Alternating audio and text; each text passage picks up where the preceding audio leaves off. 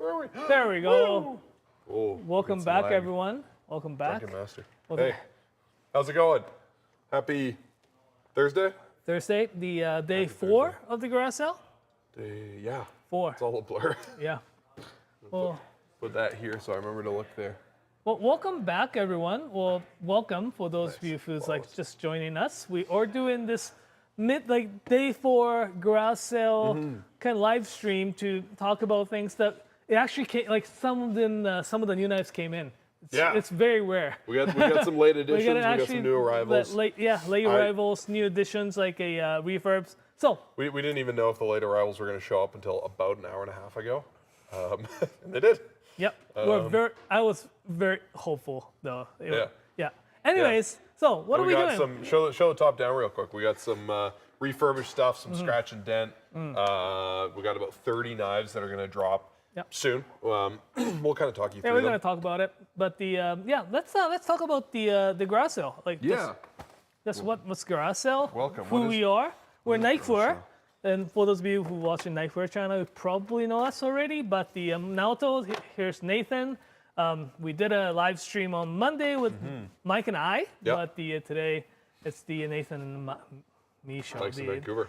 Garage sale is all about the knives that we don't usually get. Some of the knife makers, they only produces a very small number of knives a year, so that we basically showcase them, and also the great opportunity for us to kind of sell knives that the like these ones. These are fantastic. The knives that we use it like as an experiment, Used for an brand experiment new. or a video. Wow, really likes your face. Here we.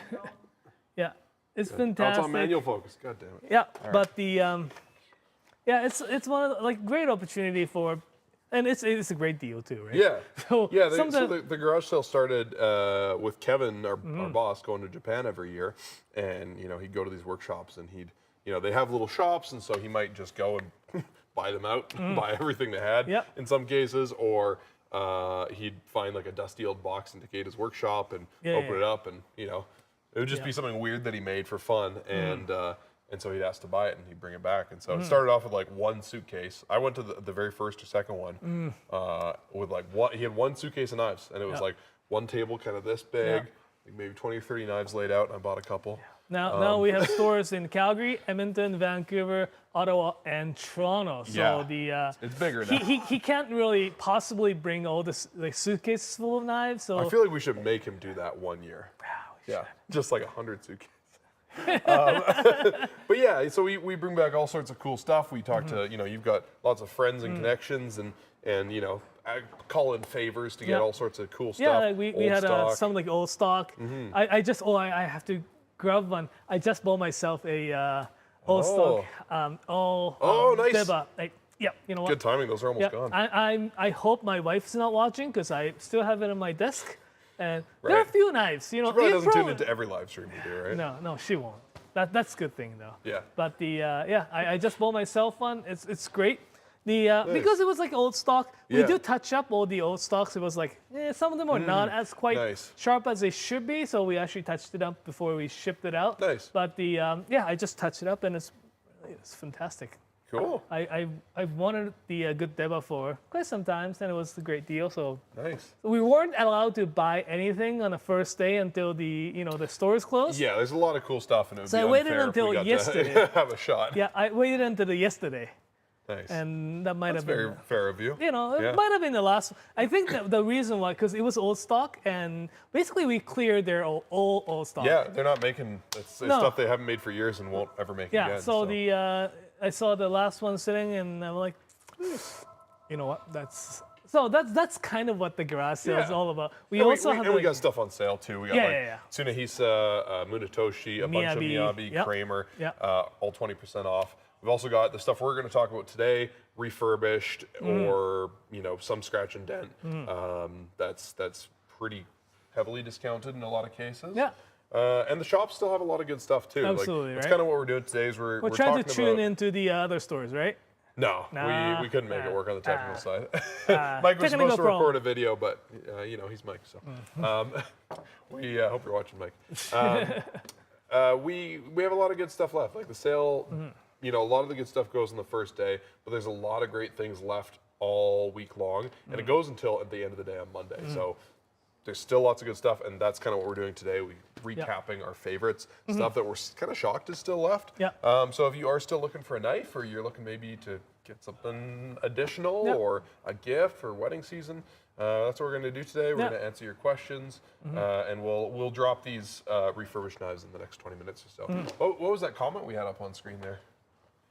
They commented on the Yoshimi Kato. John Peach.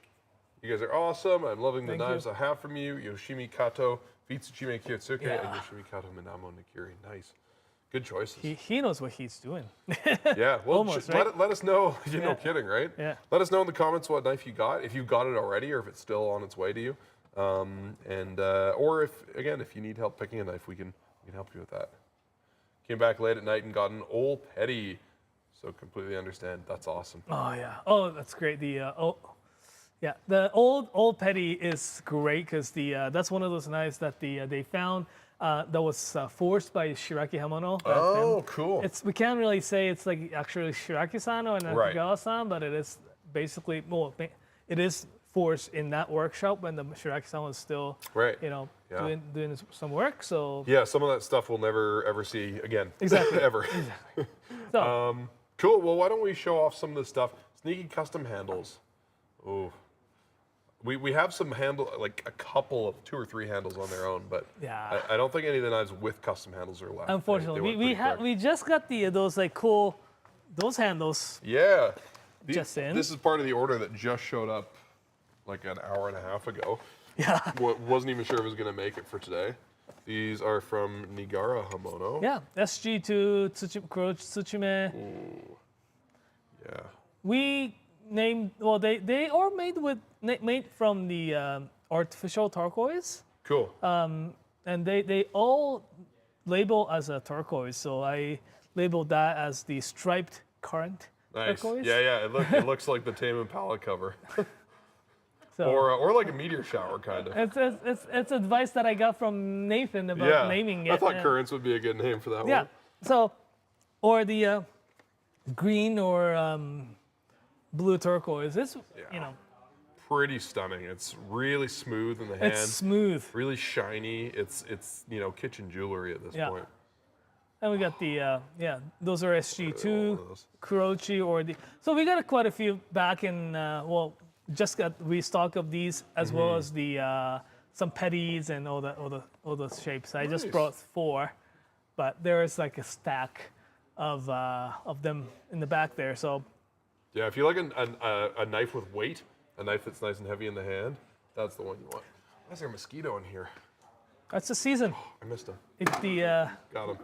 Got your ass. We got rain last night, and apparently it's not gonna be a great. It's gonna be a great season for mosquitoes. It sure is. Yeah. Kind of our ideas. Yeah. All right. Well, we'll talk more about these later. Yeah. I know many of you are waiting for these refurbished knives. Yeah. So yeah, let's talk about some of these. Try to knock over your ginger ale there. Again, in the meantime, if you got questions, pop in the comments. So what we're gonna do is we're gonna talk you through these real quick. Take 10 or 20 minutes, and then the team behind the camera is going to drop a link in chat where you can find those. They're not currently available on the website, so just hang tight. First up, we have this. This is a kind of refurbished Hado Sakimaro Takabiki, right? Yeah. This guy didn't have a lot wrong with it, really. The edge needed a tune-up, and there's a little like fold or something in the steel that you can see there, right there. Like just a tiny imperfection. But certainly we touched it up, so it's it certainly cuts slightly better, maybe than the original. Matt gave it a nice tune-up, and he is pretty awesome at sharpening. He is the latest addition to our warehouse team. We stole him from the Calgary store. Sorry, Colin. And so he gave this guy a tune-up. Turned out real nice. It's about 20% off, I believe. Yeah. So it was $554 brand new. It's now $443. Next up, these guys. If you are are great. If you are a frequent viewer on our YouTube channel, you'll know what these are. Sky's video came out. Sky, there we go. Sky. Yeah. guy's video came out a month or two ago. We did a video last year about how to force a patina on your kitchen knife, and this guy showed you a couple of ways to do that. And we had so many recommendations from our regular viewers that we had to make a video trying them all. So we did 10 different patina forcing methods with vastly varying results. That's one of my favorites. That's Coca-Cola. What? Yeah. It just soaked in the Coca-Cola? And Yeah, for an hour, I think, was it? Oh my yeah. God. I can confirm the Coke tasted real bad afterwards. It was very iron flavored. This is so cool. It's awesome. That's one of my favorites. We got some really interesting results. Yeah, like, That one, this one is, they all still say, that one's coffee. That's instant coffee, right? okay. Super strong instant coffee? Super strong instant coffee. I started measuring out and then I just dumped it in. Yeah, it just went ham. Some of them didn't turn out as good. This one is salsa. That was from Gord, a regular viewer and frequent emailer. I just got an email from him today. And yeah, salsa, you know, it's a patina. Love you, Gord. This guy is the bacon. Bacon is a pretty popular one online. We got kind of mixed results, maybe because it was the Costco maple flavored bacon, which was all we could find. Maybe because there was a lot of fat content in it. I do find bacon works pretty well, but we got better results with some other stuff. This guy, the steak. Yeah, that, if you're going to do It's a meat patina, that's the Color. one. Yeah. It came out real blue, even more so than it shows on the camera. Yeah. But So all of them have really their the thing on it. It says yeah, steak so or bacon. it's a steak or bacon or coffee on the product, and in the photo, so you can confirm which one you're Oh, using. that's This one's grapefruit. Grapefruit didn't work well at all. So if you want a knife that is pre-rusted, so you have a nice project to work on, you this can buy that probably one. have pre-rusted too, or the vinegar. That's the vinegar. That one, that's a cool patina. I think that This was my is- favorite. That's yeah. We did, I think, hot vinegar on the first video. Ooh. But somebody then recommended boiling vinegar, like actively boiling vinegar, or just below a boil. That's crazy how. Yeah. Oh, yeah. All the bubbles gave it some really wild definition. Wow. Yeah, I think that was like 5 dips of actively simmering vinegar. 5 dips in actively simmering vinegar. Wow. That's well. This guy, coffee. Oh yeah, we showed that. Yeah, onion, pureed onion was kind of mid. It's all right. Ferric chloride. It's the. That was cool. Yeah. Yeah. This one's cool, but it oxidizes the core steel more, Yeah. right? It's a good like instant antique kind of effect, right?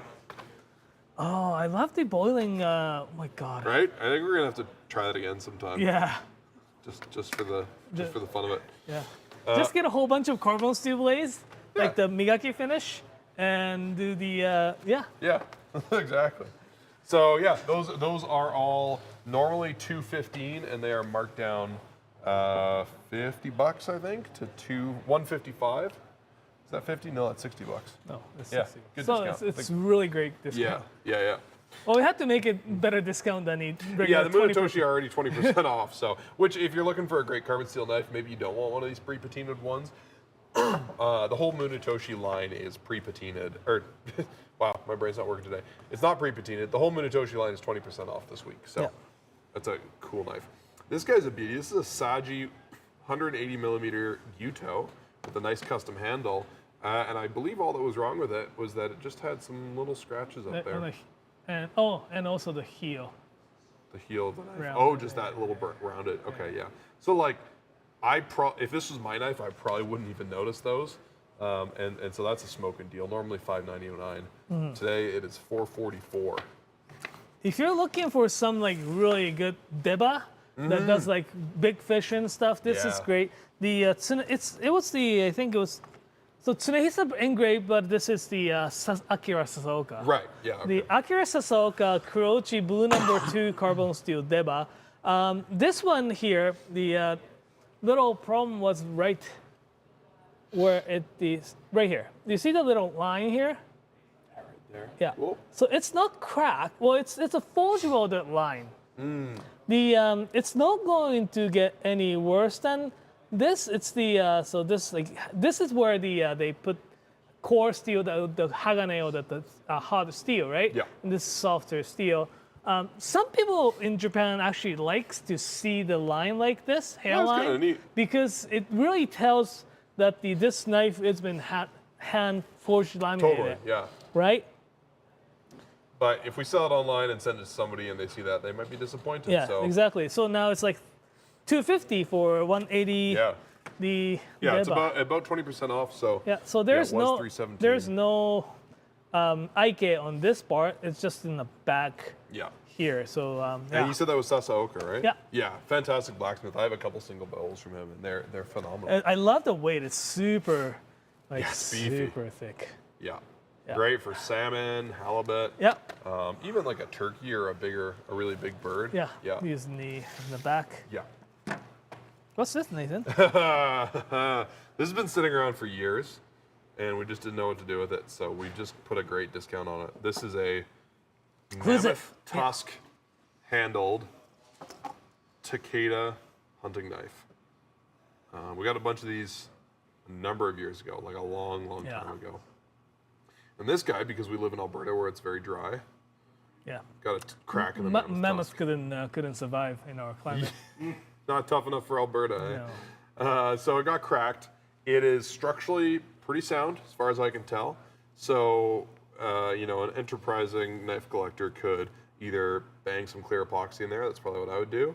Or if you really want to go nuts, you could knock that off and put some wood on. But I mean, the mammoth tusk is beautiful, so I would just fix it a little bit. Yeah, this guy normally, I mean, it's one of a kind. It's from Takeda Sun. It's normally $1,055. Today it's $600. Comes with a nice sheath. It's got a wooden liner, so it's really, really secure in there. Not going anywhere. And then little clips, so Yeah. You don't lose your fancy hunting knife. And then a belt loop. Oh, I want this real bad. Next here we have the Moritaka Ishime. 240. 240? Yeah, 240. I had to measure it to make sure. Okay. 240 mil Yeah. Kiritsuke. This is one of those refurb knives, like you can see it's been resharpened. Yeah, sharpened one time, I think. Yeah. It was pretty lightly and gently used. It just had a tiny ding in it. Yeah. So Naoto sharpened and So thinned it. great price, $350 full regular, $280. There was nothing wrong with this. It's just like No, no, it's a great knife. It's- It's just, we had to, got returned, we had to fix it, and so we, yeah. had to do something with it. We'll find the box for you if you buy this. Like it's right now, it's like this, but we have a few other Yeah, we got some some- boxes kicking around. So you won't receive the knife like this. You have the But we'll throw on the blade guard for you, just for yeah. fun. Yes. A knife and a blade guard. What's this one? This guy is a Tojiro Aogami Super, I believe. Is it a Right? Tojiro? Or is it Tojiro? No, I don't think it's Okay. Tojiro. Well, it says Tojiro on the website. Oh. So this one, I went to the Calgary store yesterday and I snagged some of their Tojiro? refurbished knives because they had a bunch left. So if you're in Calgary and you want to see more refurbished knives, head down to Knifewear in Inglewood because they still have 20 or 30 really good. I think this one we refurbished knives. used to have them so-called the Mume or something. That basically Aogami number 2 core stainless steel cladding on the outside. Okay. Well, my bad. Aogami number 2 stainless steel cladding, It's, $140. yeah, it's Little 180 Gito. solid. On the product page, it is listed as Tojiro Aogami Super Stainless Steel because that's what they told me it was, but it's not. So, Yeah. yeah, if you want this one, buy that We one. can change the description, but still, it's a great great knife. Totally. Yeah, it's a great performer. Great if you work in a professional kitchen or you I just guess want. this is so we did a couple months ago we did this trade-in program, right? Yeah. So this is one of those knives that probably came in as a trade-in trade-up Yeah. program, and Yeah, people could bring in a knife they weren't totally in love with and get a credit and Mm-hmm. Yeah. spend that on whatever they want, and then we refurbished and yeah. and sold them at garage sale. So yeah, every Knifewear store is probably worth mentioning. This sale isn't just online; it's also in Toronto, Ottawa, Calgary, Edmonton, and Vancouver until May 20th at 6 p.m. Yes. So every store has exclusive stock. Some shops have like 5 or 6 knives left. I think Calgary and Ottawa both have quite a few. They have like 20 plus knives Yeah. left. So yeah, check out your local Knifewear. All right, what's this guy, Naoto? So this one here is the Tojiro. The Tojiro. This It one, is Tojiro. This one is the Tojiro. This is back when they called this line DP as opposed to classic. Yes, it's a DP on it, but still it's relatively new Tojiro because it's got the new Tojiro logo on it. Yep. It's nice Honetsuki. It's like 150 mil. You know, this is the one that they polished and refurbed. This side here. Single-ish bevel. Yep. Not really. It's a great deal. It's the $90 for. Yeah. Yeah, For a real beater Honetsuki that you can be a lot harder on Mm-hmm. than a lot of other lines. I don't There's know two where whale they came knives. from. This is a relic. This is a penny farthing special. If anybody we remembers forgot that about- live stream in the chat. Let's get some bicycle emojis in chat. We have 2 whale knives, one of which I think this one was just sharpened and thinned a little bit. The sperm whale. And then the mink number 2. The tip is just a little bit bent, so you can leave it, you can fix it. But it is, they're both $30. Whoa. Now I gotta look at the table. Nobody buy the whale knives. All right. Nobody buy that because Sky wants to buy it. Okay. Okay. Oh, this is a Kawamuki, right? I don't know. This guy's Yes, called? that's. Right, we don't, that's we don't get this guy anymore, do we? no. So this is one that was from the trade-up program, and I just gave it a quick thinning and polishing yesterday. It's from the Moritaka Ishime line. This is not the handle they put on this knife anymore, right? Or on this line anymore. Or is it? No. Now Right. they have the octagonal handle. Yeah. So I was this like- was, they've changed the handle a number of times for various reasons. This is the handle they had for a while. It's really pretty. It's a smaller round handle, so great for any size of hand, honestly, but if you have smaller hands and you like a smaller handle, Yeah. Sorry. yeah, that's a great little knife, little Kawamuki there. Well, And okay. it's $150. I didn't know Canadian. this was actually going on the sale. Oh, but- is it? No. It doesn't have to go on sale. No. I mean, we could. It was on the refurbishing shelf, so I. Well, this one What's the here. story of this guy? Well, this one here is the Kiridashi that we used on one of the videos, live stream video that we did on the natural Oh stones. my God! Like in 2020. No, or no, 2021? natural stone comparison. Oh, that one. Yeah. Oh, cool. So this one, we basically, pull this one out and try on different natural stones, how they Right. react, how they Yeah, we got a make bunch for the- sale, and we wanted to give Yeah, them a how light they make test. it look and stuff. So this is like, yeah, this is like perfectly fine. It's even like flatter than most the. Yeah, so it's like almost like a great deal. I don't know how much we're selling this Oh, for. did I put a sticker on it? Oops. Oh, it's in the back? I think it's normally 38 Yeah, for a really nice basic Kiridashi, and I Yeah. think I marked it as like $25. fantastic. Because you know what, this one here should be probably sold a little bit more like it as the Honbazu kid. Well, today you get a discount. Yes. How would You you look store this? Throw it into the wall. Yeah. You can make yourself a fancy leather sheath and use it to cut the leather. There you go. That's what I would do. I don't know. I'm probably gonna keep it like this in that drawer or something. Yeah. Yeah. Or a knife magnet if you got a knife magnet. Yeah. Yeah. Like Kiridashi is great tools like for like a lot of stuff like carving leather, like carving tools or leather. Wood, I would probably have to make the edge a little bit stronger for wood from this. Like I made it really thin, but you can use it for fruit carving or vegetable carving and Cool. stuff like that as well. It's like really cool. Well, if And- nobody buys it, maybe I'll buy it as a leather knife. Yeah. Because I don't. Right now, I'm just using an X-Acto knife for leather. Speaking of little guys, these are Murphy oyster shuckers. They're really excellent oyster shuckers, and we can't get them anymore. Is So- that discounted because the tip is bent? Yeah, right? No, that is on purpose, believe it or not. The tip on this guy is a tiny bit chewed up, but that's a really easy fix for whoever buys this. R. Murphy's a really great brand of American oyster shucker, but we can't get them anymore. These were the ones that we used in our YouTube videos for a couple of years, and now we don't sell It's them. the so ocean we're just- plastic one, isn't it? Yeah, this is made with reclaimed ocean plastic. The problem is now they're packaging this reclaimed ocean plastic shucker in a plastic package. Plastic Defeats blister the pack. purpose, right? So that kind of defeats the purpose. So, 2 R. Murphy oyster shuckers. This guy's normally $50. It's $30. This guy's normally 38, it's 25. I like both of them quite a lot, honestly. This little scoop tip is nice for prying if you have oysters that are a little more stubborn.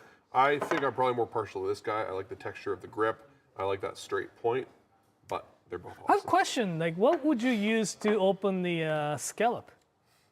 They have scallop knives. Oh, I yeah, see. we have. Is it a little bit longer?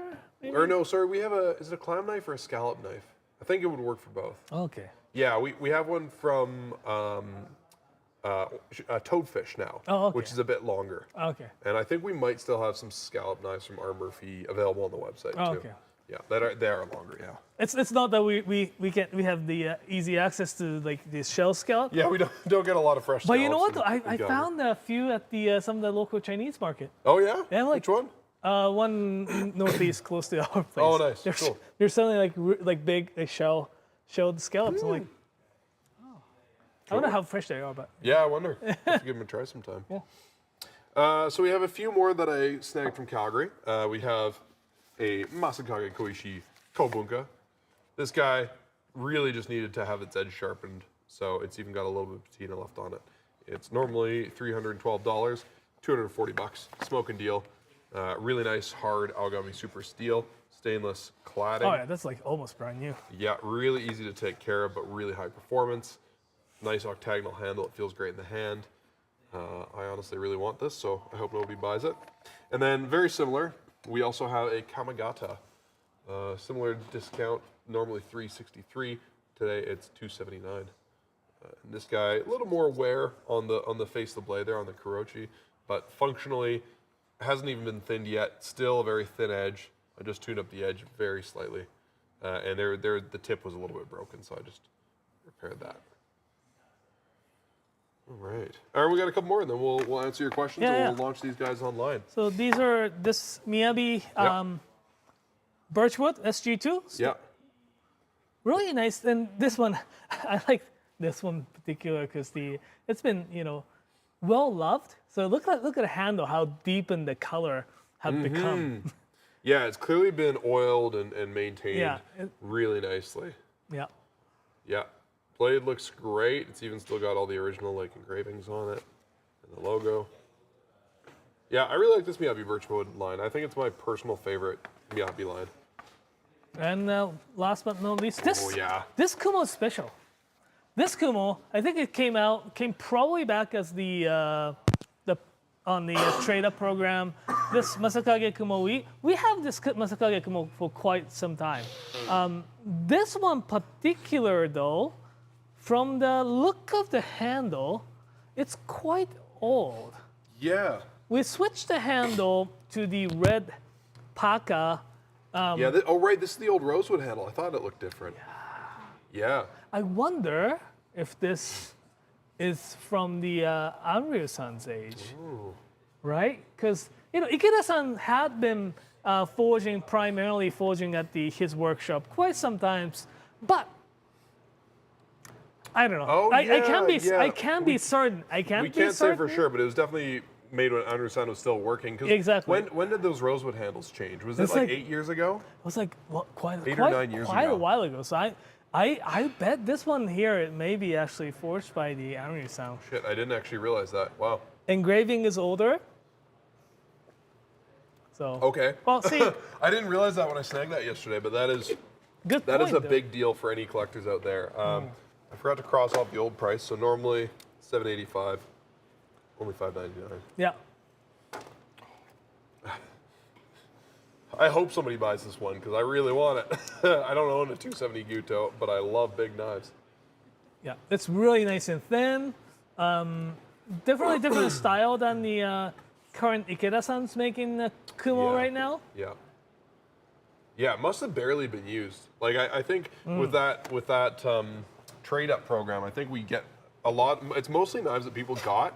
They maybe used a couple of times and then barely used, and then just decided it wasn't for them. I'm guessing whoever bought this maybe felt like it was just too big. I don't know. Maybe. Oh, what's this? Someone's been. Special order. We've got 25 of them. Oh. They exist. They exist. Sweet. All right. This isn't part of the scratch and dent, but this is just a super cool pan. This is the farmhouse skillet, right, Tiff? The little farmhouse This is the little farmhouse skillet from Smithy. Smithy cast iron and carbon steel pans. We started carrying them last year. They're beautiful. They're really high end. This is from their forged carbon steel series. Yeah, so, yeah, I love how the texture it is. Like it's one of those like, so it is made like knife, right? Like they use the big hammer and they move this piece of steel around. Yeah. And much like a knife, like a Japanese knife, it's like a functional showpiece. Exactly. Like it's a What I part love that you'll about use. this though, it's so true. There's no wobble. Yeah, it's Like really full consistent. handmade pan like this, I would expect that this will be like there's. It's kind of shocking. I know it's like so solid. Yeah, I have really high-end cast iron pans that are less true than that on the bottom. Right? Like so, like I can totally see like making an omelet out of this, and it's the 275 Canadian dollars. Cool. It's really, Beautiful. it's got nice thickness. What's the? Can I just actually pass the? Yeah. The, In the meantime, we're gonna launch those refurbs in a few minutes Yes, here. the, if anybody has questions about them before they go live, because it might be a bit of a mad dash. yeah, it's nice. It's 3 mm thick, so it's the. Nice. Unlike the my. Good heat retention. Yeah, good Yeah. heat retention. It takes a little bit longer, but once Yeah. it's like, it heats up really evenly. Yeah, it's gonna heat more evenly than cast iron. Yeah. I mean, Maybe I need frying pan. Right? Like regular frying, compared to regular frying pan, it heats more evenly. Yeah. Maybe cast iron will get a little bit more even heat. No, cast iron heat's kind of in. Really, for the Uneven. thickness. Yeah.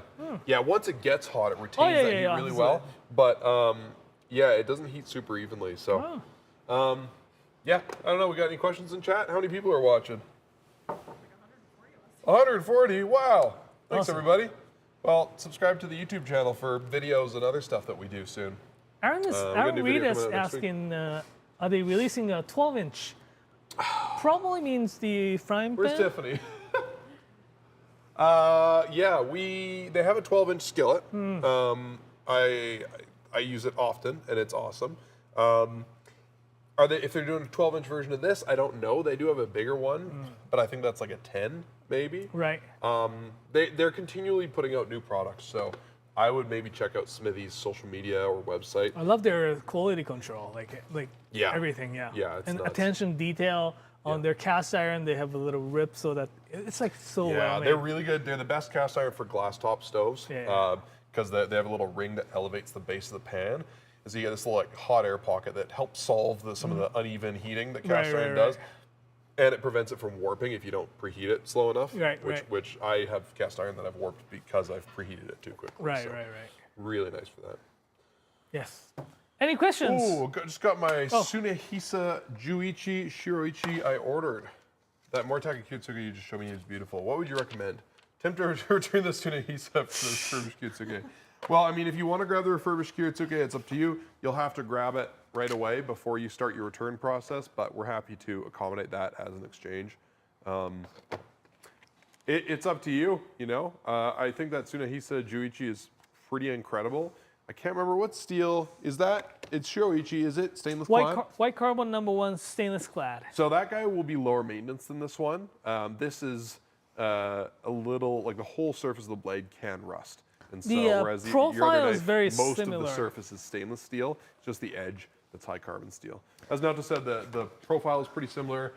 However, oh yeah, there we go. So it's not 240, but this 210. Yeah. So it's the profile is similar as the Tsunehisa series. The Kiritsukes are more traditional Kiritsuke, like it's got a little bit more flatter belly to that, and yeah. The real difference is in the manufacturing. Tsunehisa is a really excellent company, but however, Moritaka is like a 700-year-old knife maker, 700 plus years.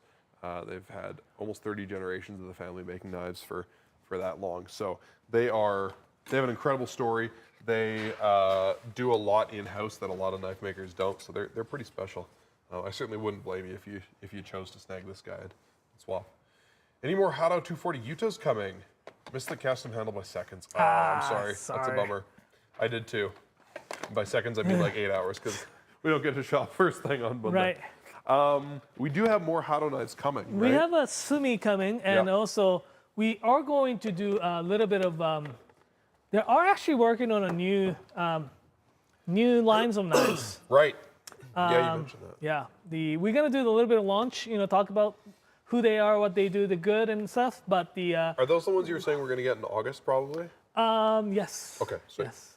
Yeah, so stay tuned. We do something in August called Small Makers Month, where we kind of highlight those makers that we don't always get enough of to carry throughout the year.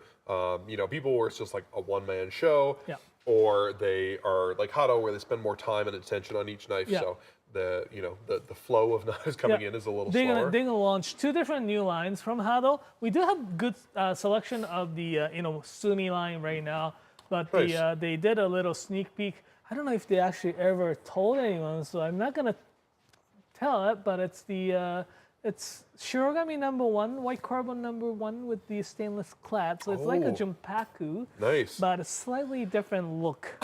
So I'm very interested. All right, don't tell anybody that. Don't tell anybody. It's just between us.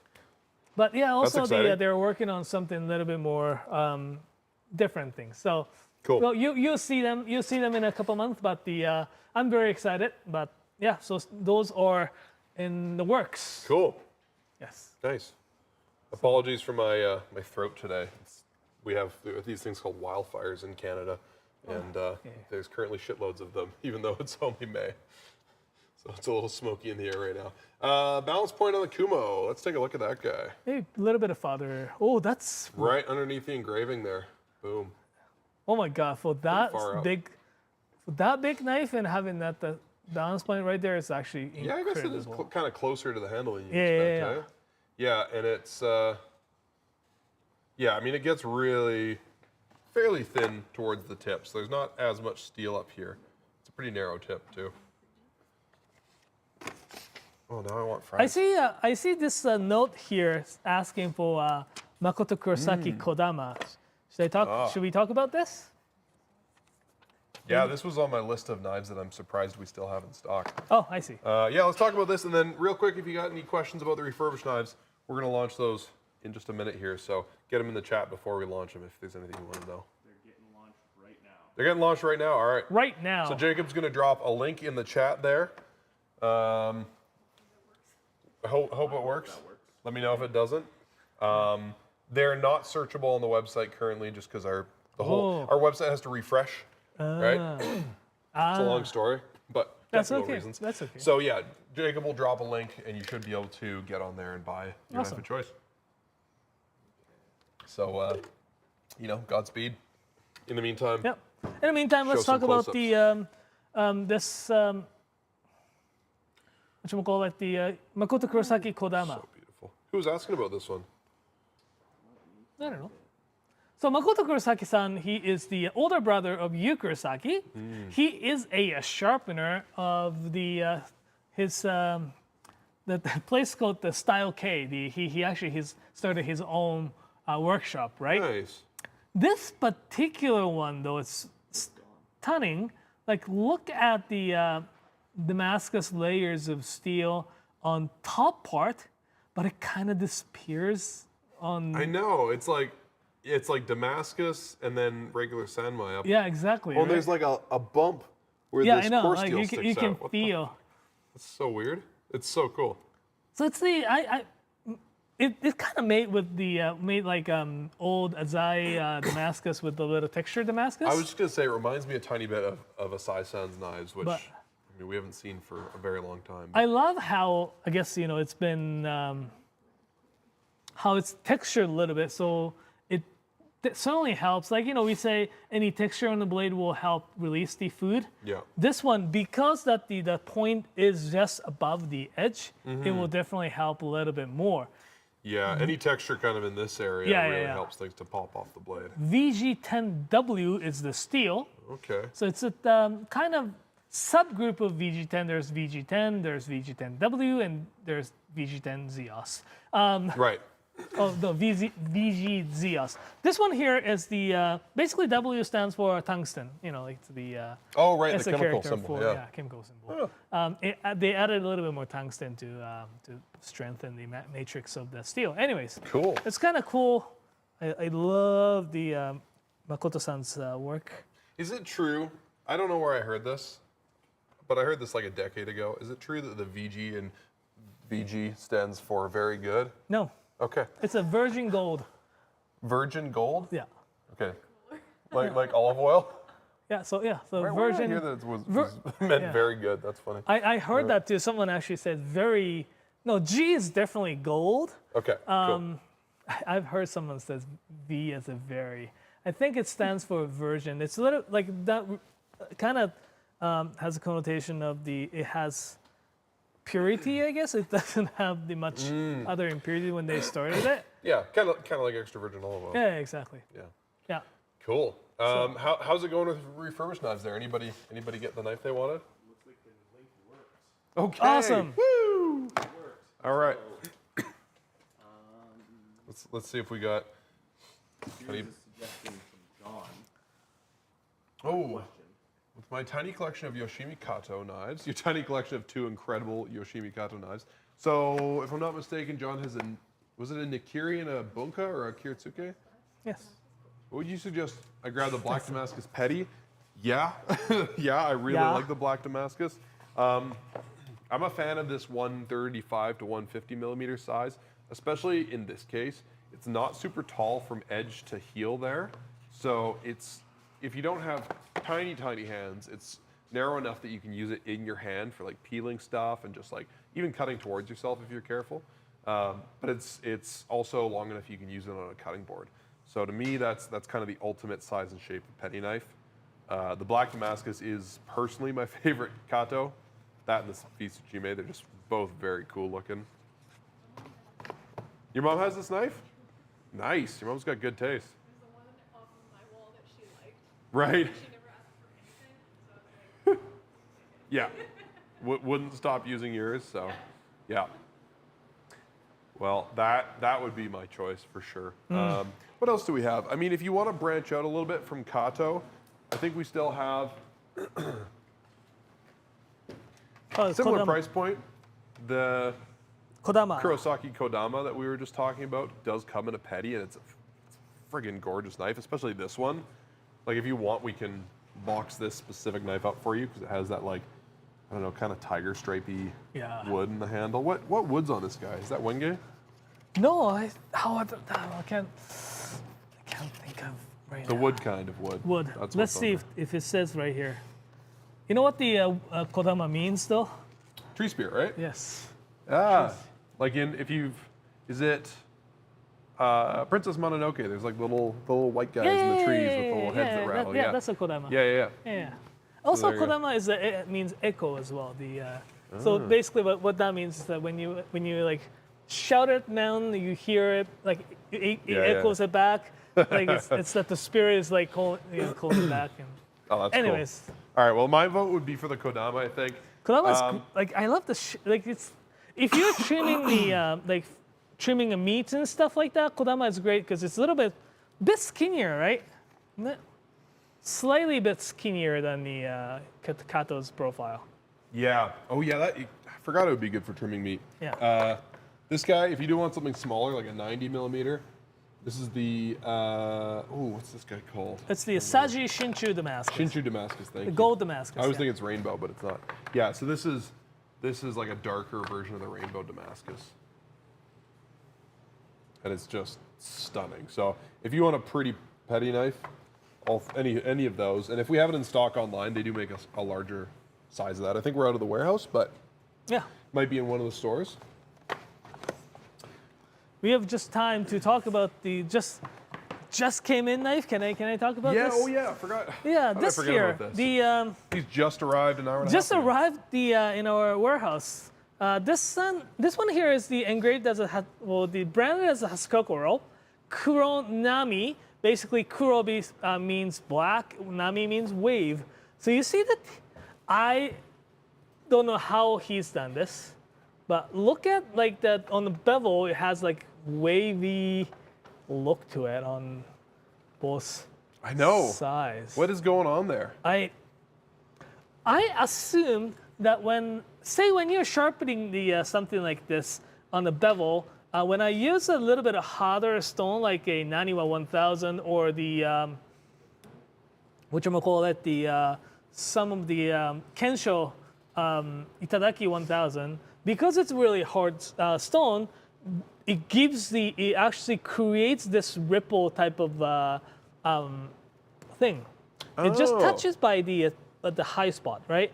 Then that kind of like tells that the knife is actually more like change the angle as it goes towards the tip. I think that's how he does, but I'm not quite sure. We haven't had the knives from this particular blacksmith, Kakisawa from Kakisawa-san? from Tosa. I've wanted to I've seen his knife somewhere before, but I wasn't quite sure where. But this is really nice. Blue number 2 carbon steel, really nicely finished. Really good price, 148. We just received the. Wow. So and it's carbon a clad blue number. carbon, yeah. Okay. So yeah, I mean, if you are either this is your first Japanese knife, or you've only bought stainless steel knives up until now, and you're kind of curious about dipping your toes into some of the fancy, higher maintenance, high carbon steel, blah blah blah. Yeah. That'd be a really good way to do it. Yeah. It's, Crazy good deal. And it looks fun too. Yeah, I love the look of it. Yeah. Anyway, so they just arrived. They're available online right now. So if you're interested. Cool. What is up, Jacob? Jopo just asked if the blades that are being shown now are just available on the website. Yes, they right are. now. Yeah, you Yes. should be able to search them. This guy, if you Kurona- search Kuronami, Kuronami. if it doesn't show up for you, we have a bunch of these, so no, there's no like mad dash here, but if it doesn't show up for you, we can pop a link in chat Yeah. for sure. It seems like we're also having an issue where people can't actually purchase the knives, the refurbs. Oh, So fun. It might take a second, I'm not sure. Okay. But I researched them and tried a new link and that didn't work as well. Apparently it's just they're all in preview mode right now. Oh yeah. So the first step of that process Alrighty. there. Since Yeah, you did that. they were trying to figure out the hit view. problems there, I'm gonna That's rather talk a odd. little bit about the Nakiri under $260 here.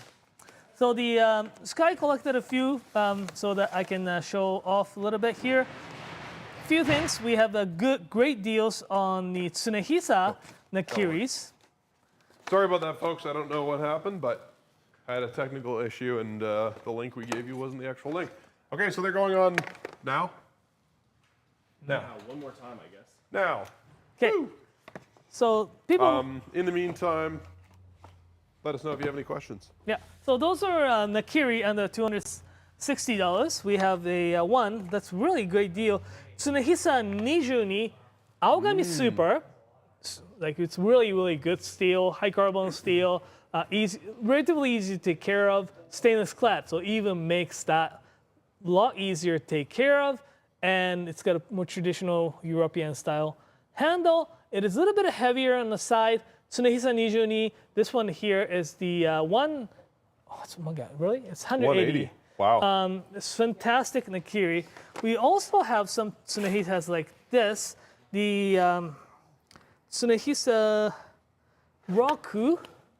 Roku is one of those the same name as the one of those TV devices. Oh, right. Again, it's really nice handle, traditional European style handle. Beautiful Damascus finish. It's all stainless steel, so it's the you don't have to worry about rust or things like that. But look at how intricate the Damascus is. This one is 208. We have the white number 1 carbon steel. This is Tsunehisa Nijuni, I believe. No, Juichi. Juichi. White carbon steel number 1, stainless clad on the outside. This one here has the distal taper from here to here, so it actually tapers it down. It's roll forged right here. And the this one here is 216 stainless clad. Again, it's going to be really good. Cool. And these are real quick, Brody, or if you're still watching, these are recommendations for you. So Right. let us know if you need us to recap any of them. So if you want to actually bring a Chinese cleaver Yeah. to talk about too, right? So Brody watched our Nakiri versus Chinese cleaver video, Oh, okay, right. which we did with you and Colin. Yes. Comparing the two shapes because they're similar but pretty different. Yes. So we have another one that's like under 260, Suzuki Uchihamono, the Nakiri. This one here is very unique. It's not as it is multifunctional, but it's not for everyone. If you're left-handed, it's gonna cut very weird. And it's the double bevel, almost single beveled type knife. We have some so if you compare this particular Sentan 175 millimeters, this may do very similar to Nakiri, what the Nakiri does, because that the blade is a little bit, it's like 170 millimeter at the length, where the most Nakiris come in 165 millimeters. It is pretty thin bevel, but it's got really nice height to it. So this does very similar, but if you're looking at the CCK cleavers, these are so much heavier. The Chinese cleavers, or you want to use it by just letting the knife fall onto the food. I am not really familiar. I guess like as you watch the Brody, as you watch the video, the Colin is the pro on that one. Yeah, he was the Chinese cleaver champion. Yes. He I think is about to get his 15th Chinese cleaver this week. Did he get a Sentan? Yeah, he's really got his Yeah. eye on that. Yeah. But I like the Nakiri. It's a little bit lighter. Still gets really nice thin, and it's super thin. So If you're wanting to split the difference, here's what I use. Okay. Because we don't have any. God damn it. Check out the Moritaka Ishime Mega Nakiri. Mega Nakiri. Yeah, I think we sold the last one probably today. Because for me, this is too short of a blade. My knuckles are too close to the counter there, right? And I also just like a taller knife.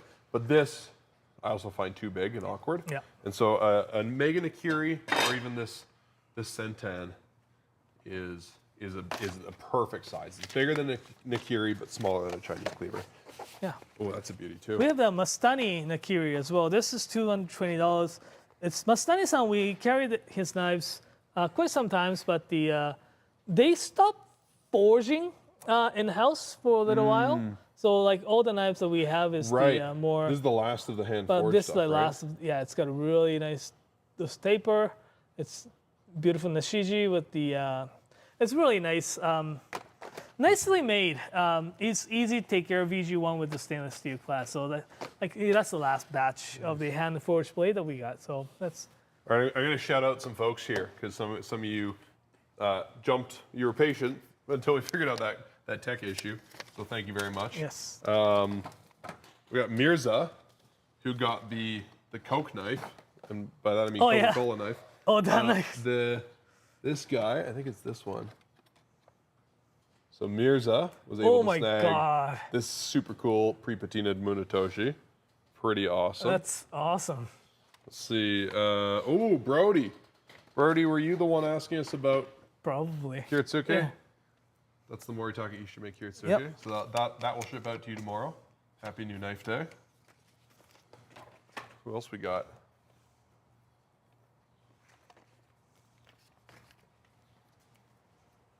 Who else? Oh, we got Ben. Oh, Ben got my favorite. What? Ben got the vinegar Munatoshi. Oh, Nicely done, Ben. nice. Good pick. Happy New Knife Day.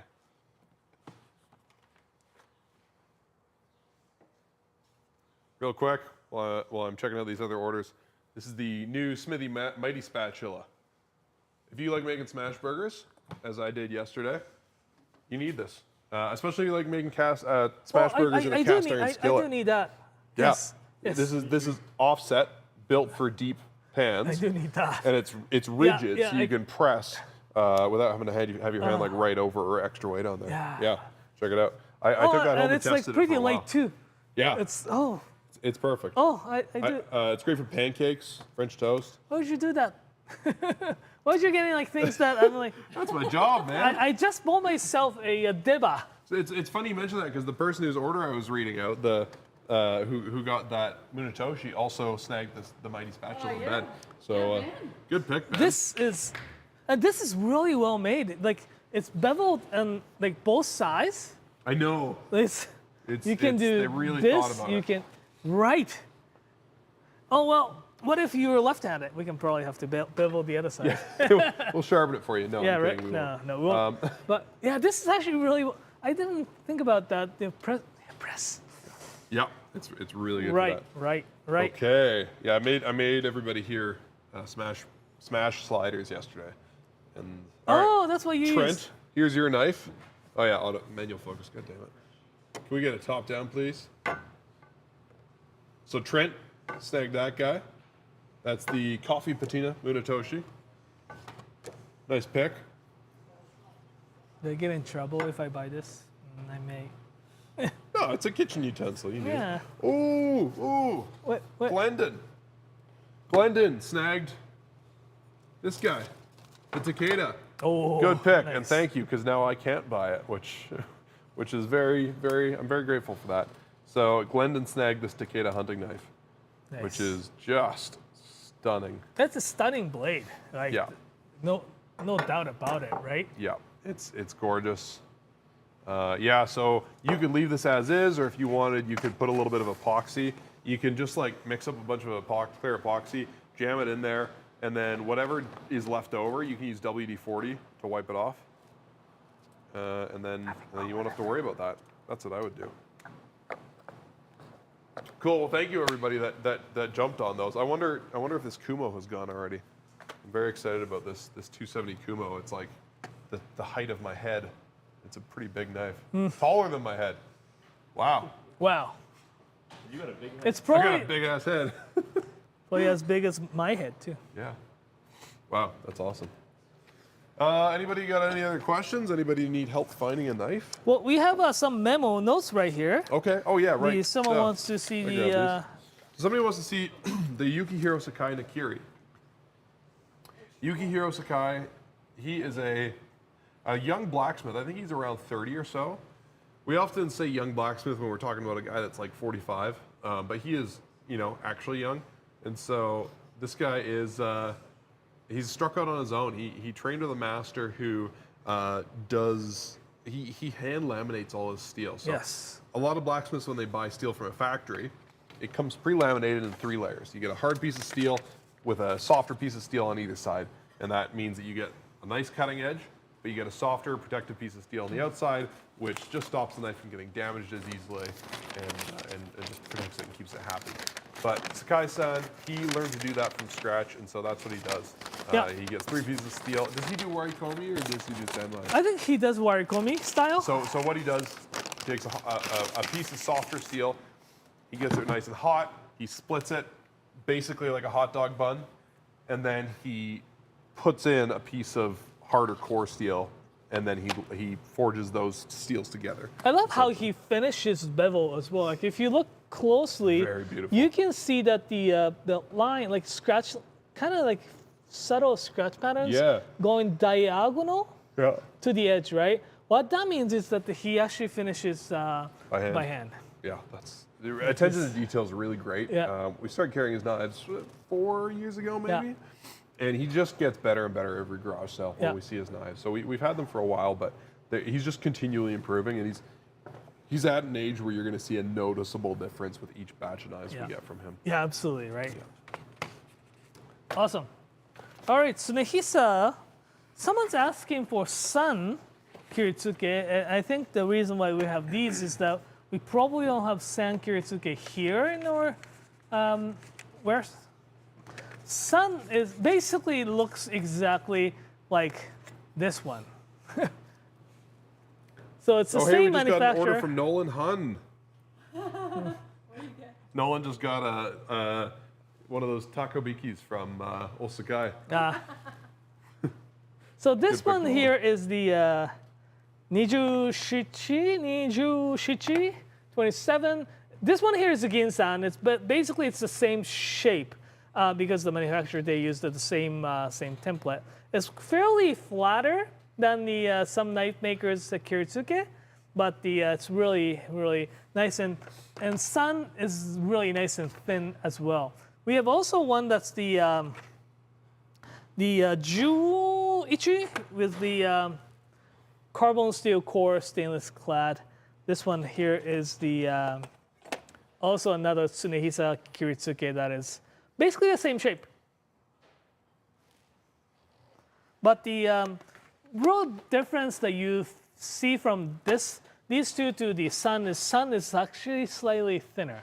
And it's got a Aogami Super core and stainless jacket on the outside. So it's quite nice. Cool. Hopefully that helps. Sorry, we didn't have that particular knife in our warehouse right now. So. All right, I might be a liar, or maybe somebody's trying to buy it currently, but. I talked you into the Kumo. That's really funny. I was just about to hold this up and say, nobody's bought this Kumo yet. I hope they do, so I can't. Well, thank you, Dean. You've just done me a massive favor. In exchange, I will discount this knife from $785 to $599. We don't have any sun left. Oh. Alrighty, what's next? What's this? Huh? Oh, the Matt just put this Takeda hunting hand knife it over here. to us. I think Is this in stock? we What might is have this? forgotten about.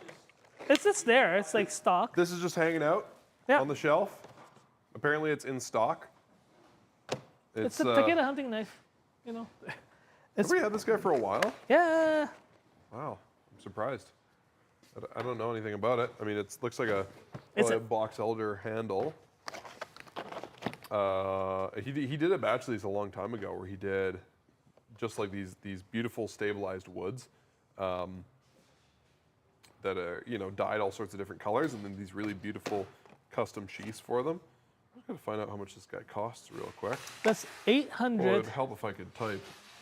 I can give you one really quick. $825 for this guy. It's a Takeda Moriya hunting knife. Moriya. So not as in the mines of Moria. Oh, look at that. Look at that wood. All these cool greens and grays and browns. Very earth toned. Yeah. So if you don't know, Shosui Takeda-san is an extremely talented blacksmith. He is primarily known for making stupidly thin kitchen knives. Yeah. That's what he's really renowned for. But he also occasionally makes all sorts of other stuff. So he makes some hunting knives. We've seen the long time axes. ago, we used to get his axes. I bought one ages ago. Yeah. And they're pretty cool. But nowadays, he mostly makes kitchen knives. Yeah. We may get some of his knives pretty soon, eh? Yeah, I think in June probably. Yeah, eh? yeah. Late June, we're kind of hoping to get late June or early July. We're hoping to get some. He's been working on them. He's been posting on Facebook about it. So we should have them really soon. Awesome. Stay tuned for that if you're a knife collector and you want one. Well, someone's asking for Nigara Migaki Kiritsuke. Is there a picture kind of pops up there? Are these the ones that just showed up? Yes, these are the ones just showed up and we don't have picture of. That's why we're probably showing off. Yeah. SG2 with the beautiful Tsuchime and like new from Nigara-san. Yeah. It's beautiful handle, and we have that and also the. So Donnie Black is asking if you get something new from Nigara, and yes, Donnie, we got the. Ooh, yeah. Something like these too. Like, I love Sekimaru. Anything Sekimaru is crazy good. Yeah, it's just such an awesome shape. Yeah. And if I'm not mistaken, Yoshizawa-san is probably going to visit us this year, right? Yeah. September, I think. September. So if you're in a city, I think he's going to come to Toronto. No, he's gonna come. Oh, he's probably he's gonna come to Calgary for sure. Okay. We're gonna drive him up to maybe drive him up to YG. That's the only Edmonton. city. Yeah, Cool. only city that we can drive up to, I guess. Yeah, no kidding. Like reasonably. Everything else reasonable. is too far away. Yeah, reasonable distance. So that's To Kurochi Tsuchime, Western Kiritsuke Tsujihiki. 225. I think that's this guy that I'm holding right now. Yeah. Hey, look at that. So they Convenient have, timing. they just came in. We didn't have any time to take picture of. We have the, so on the description it says green turquoise, blue turquoise, or the striped. So that's a green turquoise. That's green. That's blue. That's blue. And this is the, like, what's that? Striped currant yeah. turquoise. Yeah. So each one is like slightly different, you know. This one's great. It's got the blue, I think black, blue, green, and orange. Cool. That's so awesome. It's like so nicely made. So these are, yeah, the reason why is that because it's like it's so uniquely made handles, or like we didn't know what to look for, I guess. So we didn't take any pictures. Well, we didn't have time to take pictures. So here's kind of, it gives you a little bit idea, and hopefully that helps you choose the one. And if you really want to see, say if you want to buy a one of these and one exact picture, after you buy it or before, you can just like ask us and we can just like. Totally, yeah. Yeah, if I mean, at any time, a knife line has a lot of variation in the handle. If you include a note on your order, we'll be happy to pick out a specific one or send you some photos. Yeah. Nolan, I know especially enjoys finding the perfect knife for somebody. You had somebody that wanted a Masashi Kuroshu with the darkest handle for his mom. yeah. And Nolan went through all 11 or however many we had really? and picked the best one, and they're very happy. So let us know. Awesome. Yeah. Yeah, we got more questions. I mean, maybe I'll tell you guys why we're here if you just tuned in. We are Knifewear. We are here for the Knifewear garage sale that happens every spring and every fall. Today, we are going through all the great stuff that's still left in the sale. And Alex got your mink whale. Can we do a little switcheroo there, please? Thank you. Yeah, so basically what we do is this started out when Kevin would go to Japan every year and bring back all sorts of cool stuff that he found in different workshops and factories and stores across Japan. Now it's gotten much bigger than that, so it happens on our website, knifewear.com, but also in Toronto, Ottawa, Calgary, Edmonton, and Vancouver. And basically what it is, it's a whole lot of new knives, one-of-a-kinds, rare stuff, knives from new makers that we haven't seen before, lots of stuff from our current existing friends in Japan, refurbished and discounted stuff like you see here today. Some cool, some cool stuff like, well, spring garage sale, we tend to focus on some gardening tools. Like we have some like, bonsai shears and stuff like Totally. that. Like some small kitchen gadgets we try to kind Got of some nice feature and bring. tongs for grill season coming up. Yeah. So like all sorts of cool stuff. And again, as Nathan mentioned, there are a lot of good deals. Like refurbs. We have sales on Tsunehisa, Munetoshi, Miyabi, And Kramer. a lot of stuff that's even, we're not discounted because we're not going to like give it a fake price and then mark it down, but like is just a crazy deal to begin with. This is a knife we just got. This is the Hatsukokoro Kuronami. It's not discounted. It is just $148 because that is a great price. It's for really well a beautiful made, handmade knife like and this. I love how it looks on the bevel. Yeah, that wavy effect is so cool. I Right? can't get over that. Look at that. Yeah. Yeah. I know. So yeah, it's a great time to find a new knife for yourself. Whether this is going to be your first ever Japanese knife, or you have been collecting for a while and you just want something unique for your collection, or maybe you're getting a gift. Maybe it's somebody's birthday this summer. Maybe it's wedding season coming up.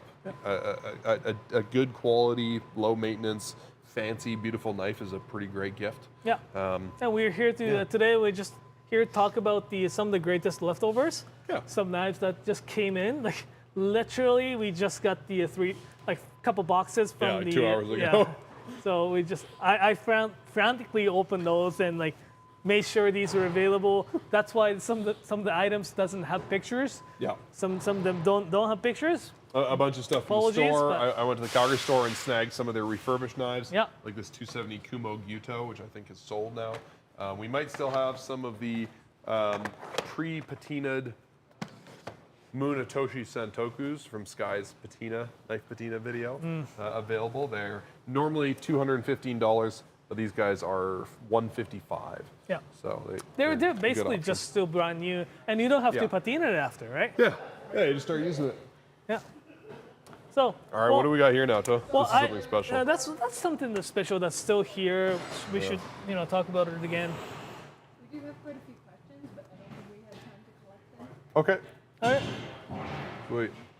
I've already sent after you showed this guy off. Do you have the things that I can collect? You can Oh, always just Jacob's. pop on the screen. So- Jacob ran away. So that's We are the Jacobless. Ken We Kagura. are currently receiving or That's shipping a shipping. pallet. Yeah, so this is Ken Ken Kagura. Kagura's son, right? It's the kataba, the single bevel knife. There is no special shape to it. We basically named it single bevel hochos. So it's like Right. the- It's kind of a Suji or a Yanagiba. It's kind of an Usuba. yeah. So big it doesn't fit in the shot. It is a big knife. Yeah, it is still multifunctional. I just measured the height of the heel yesterday, 45 millimeters, which is Wow. it gives you enough height for the usually finger to Yeah. You could do a bit of chopping with it. I think I would probably use it for like carving and slicing, slicing up sashimi and Bigger? carving meat and that kind of thing. a beginner.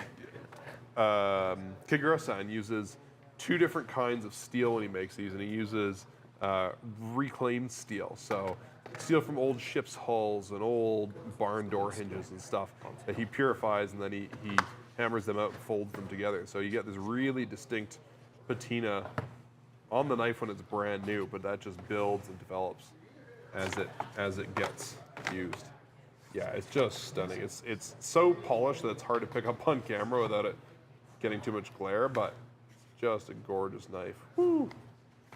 Yeah, so this guy, Kagura-san, we like to call him the Hayao Miyazaki of Japanese knives because he has retired many times, but he keeps coming back to make just like one-off bangers like that. Really, really crazy stuff like this. He's made some absolutely insane hunting knives that are made with the same kind of technique. It's folded steel. Oh my God. Yeah. damn. Closer. See how close we can. Oh, there we go. Right? Look at that. No, the camera is crazy. Right? And then obviously the bolster is also, it's an integral design, so the bolster is all one piece. Yeah. And then you get just a really nice wooden handle on it. Nice riveted with some pins. Really sturdy sheath with apparently an image of his wife on the back of it there. There you go. He's a class act that that Kagura-san. Alrighty, so let's start answering some questions. Okay. Like if you have any questions, Thanks for just your pop in patience, the folks. comments. Someone's looking for a beginner petty, Yeah. and Hero is asking for a Hero stainless petty. Pasalacqua. Yeah, so looking at the Tsunehisa Juichi petty, yep, and the mainly because how it works and for the low price. It's great that particular petty, like any Tsunehisa petties are great. I brought this also the Tsunehisa Jukyu petty. It's also all stainless steel, easy to take care of. It's pretty. It's got a really weird like Damascus pattern on it. Really this cool. is really cool. Yeah, it's kind of like electricity looking or static looking. If you want a little bit more like, I don't want to call it Smith made, but the, more individual blacksmith made, the Mune Ishi. Sans knives are great. Blue carbon steel core, stainless clad. It's 168. And great thing about this is that it's slightly taller, right? So that you can actually cut it on the cutting board like this, like garlic, shallots, cheese and stuff comes really handy. Some great deals like this one here is good. The Ryusen Previer. This is like stunning piece, right? The Canadian maple on the Really handle. polished. Really nice fit And and finish. since we are trying to get the, things, it's 20% off, I believe. So 320, so 256 instead of 320. Wow. So these are great, and also like again the Shiroichi stainless plate is great.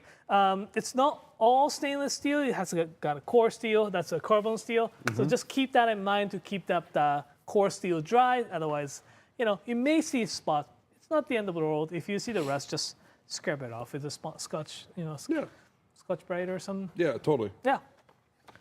Good. Cool. Hopefully that answers.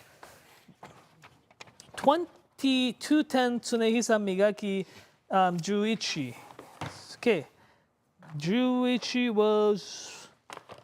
Oh, Shiroichi is really popular. I love this line. So, got 3 Tsunehisa. As you probably noticed, these are all same manufacturer, like the blade shapes and all that stuff are the same.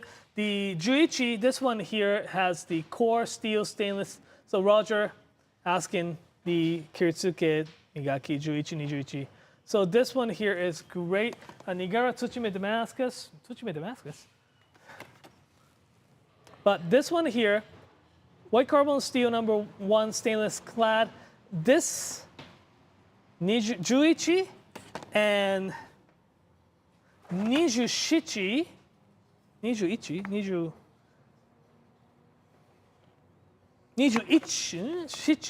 This one here, Ginsan one, they have little distal taper. What that means is that it's slightly thicker and tapers it down. We have this SRS Nijuroku with the beautiful SRS 13 steel. They really well polished, well made kind of stuff. So these are great. The Nigara Tsuchime Damascus, the compare cutting geometry and height and distribution. All right, so I was just gonna give this Tsuchime here. If you compare the blade profile and how they work, so all the Tsunehisa Kiritsukes are very similar. What they have is that it's a little bit more flatter geometry, so it touches on the cutting board a little bit more broader. Basically, that it's flat to somewhere here. From the heel to here, it's pretty flat, and it carves up very gently. Where, say, if you look at something like Nigara-san's Kiritsuke, flat spots ends here. It's a little bit more very Gyuto-like shape. What that means is that it's more carved up. If you're doing a little bit of rocking motion, you want to go for something more Nigara-san's. Tsuchime Damascus may be the VG10, but the shape is very similar. So if you were to do more rocking cut actions, you want to do something like Nigara. If you like something more of the straight, like more traditional Japanese cut, basically push forward motion, you want to, this Tsunehisa works a little bit better. Also the height. Nigara-san's ones are a little bit taller. I think my tape measure is in my desk there, Sky. I can just use this guy here. Thank you. Oh, there. So the height there, sorry. Thank you, Nathan. So height on the Nigara-san is right about like 5 centimeters or just shy of 2 inches, where the Tsunehisas, they are about 45 millimeters, just the Oh my God, you're the best. inch Thank you, Matt. and 7/8? No, the 3/4. So it's the 5 millimeter that narrower, the Tsunehisa. So the Nigara-san will definitely give you a little bit more height to it as well. So for the knuckle clearance, geometry, it's very similar. The Nigara-san's one's a little bit thinner at the edge, but you probably won't feel that much of a difference. So and weight distribution is great. Great question. Say any Tsunehisas with wa handle, like it's that right- traditional right- Japanese wooden handle puts all the weight in the blade. right here. More traditional European style handle, they still do balance very well right there. Nigara-san's a little bit more handle heavy, so it's like still though. I think it's just on the bolster. It's surprisingly light for that. I think it's like right on the bolster. So that's kind of the information, Roger. If you want to know more about them, let us know. We're we're more than happy to answer We're any cool with follow-up questions for sure. questions. And keep the questions coming, folks. We're Alright, so we're next. here until you're out of questions or we have to go home. Nakiri with rectangular tip. Sure, yeah. What do we have left? I know we've sold. I think we sold that Kumo in this. You can probably clear that Okay. the whole thing. Okay, Donnie Black is asking the nice Nakiri with rectangular tip instead of rounded. All right, good question. If you're looking for, so the rounded, I guess the rectangular tip is a little bit more regional.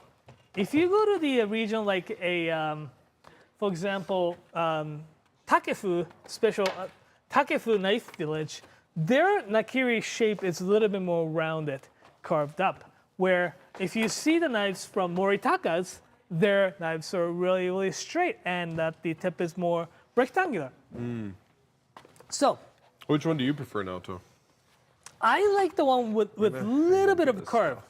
Because when I cut it, I just do a little bit more, do this way. So if it's too rectangular, I see the tip actually digs into the cutting board a little bit more. But if you're looking for something that's that's really traditional rectangular, you can get something like that. That's nice. These are really Kyushu style. This one here is the With that really square Chuka, tip. yeah, with the Hinokuni Sakai Chuka 165. I think for his Nakiri, he makes it a little bit rounded like this, but it's really to avoid that the tip digging into the cutting board, right? Which is smart because you feel bummed out, but you also feel kind of dumb when you dig the tip into the cutting board. And then But the shape is more rectangular. Like if you look at here, it's more of the straighter, like flatter edge. Right, like the edge and the spine are more parallel compared to something like Some that. knife makers that they make it the little bit more, Interesting. right? But if you look at It's any, nice. It's got a nice weight to it. Like I you think want that a bit he call it Chuka, so it's the more Chinese cleaver. yeah, Inspired? kind of between. Like it's got the extra height, but it's not Yeah, it's huge. like a Mega Nakiri. Still pretty manageable. It's Yeah. pretty thick too. Like But yeah, if you're looking, Donnie, if you're looking for more flatter, like I guess Nakiris. yeah, like a really straight edge. Yeah, Hinokuni-sans are pretty good. Jacob's got this Minomo Kajiya Nakiri as well. This also forged in the Kumamoto Prefecture. It's like in the same, similar area. They may, because it's under Sakai Kikomori brand, they may actually add a little bit more slightly Sakai shape. Right. They make it for the Kikomori, right? So if they are to just make Nakiri under their brand, it may be a little bit more straighter or the Interesting. flatter, but they basically order Minomo-san to make knives for Right, Sakai they give them Kikomori. some direction, Although it yeah. has the Kikomori engraving here and it's got their engraving on the back, which is very unusual in that particular part of Japan. In Sanjo, they don't usually do that. So 300 millimeter version of the Sakimaru Tsuji, or all 300 millimeters if you got multiple handles. Is that the Nigara that showed up today? oh yeah. All right. So I think the Sakimaru only comes in. We have two, but both have the same. Da-da-da-da. And also though, John May. Well, these don't even have care letters yet. They just showed up. I don't know if Oh, John May, hey. I How's it don't know going, if he John May? means this too. I mean, we might as well show that. Shit, I didn't realize this came in 300 millimeters because that is the only size of Tsujihiki that I want. And this is, oh my God. I don't know if he means this. John, why do you have to make me go and do this? So the Nigara Sakimaru, I basically have the only one variant. I go to option with the blue turquoise handle. We didn't choose those handles, right? Like they were like, hey, we have those cool handles. Like, send them everywhere. Anyway. Yeah, send it for garage sale. I think they shipped it just earlier this week, right? And you asked them to use the fastest method so we can get it today. I did. That's awesome. I did. So we also got this Nakagawa Myojin one with, this one's 300, I think. Nakagawa Myojin Aoichi 300. I think I added black on the description so that it's the acid etched. Oh no, etched. I added etched on the this one. Which, Here. I mean, they're already beautiful knives, but the acid etch makes me want it even more. What size is that? Oh, that is exactly the knife I want. Yeah, this one is 330. Yeah. That extra length is nice because these are, is it Sakai style where they measure the blade length from the handle and not They along? do. Which is the case for all of these. These are all 300 millimeters from here, not from here. No. This one is from here. Is it? Yeah, because the you have to have this machi, this gap here. I've seen a lot of, all right. Yeah, so that's from machi, where this one's from here. No, from No, here. it's from the handle. Yeah. Yeah, there you go. So cool. I didn't think that the blue turquoise handle will match with the black blade like that, but it does. Yeah, I'm not normally, I like these turquoise actually handles, but does. they're not normally for me. Yeah. But this is slick. Like that is, I don't know. For me, I think it's between these two. Oh, sorry. These two. That acid etch is really nice. All right. Who's All up right. next? Who's on first?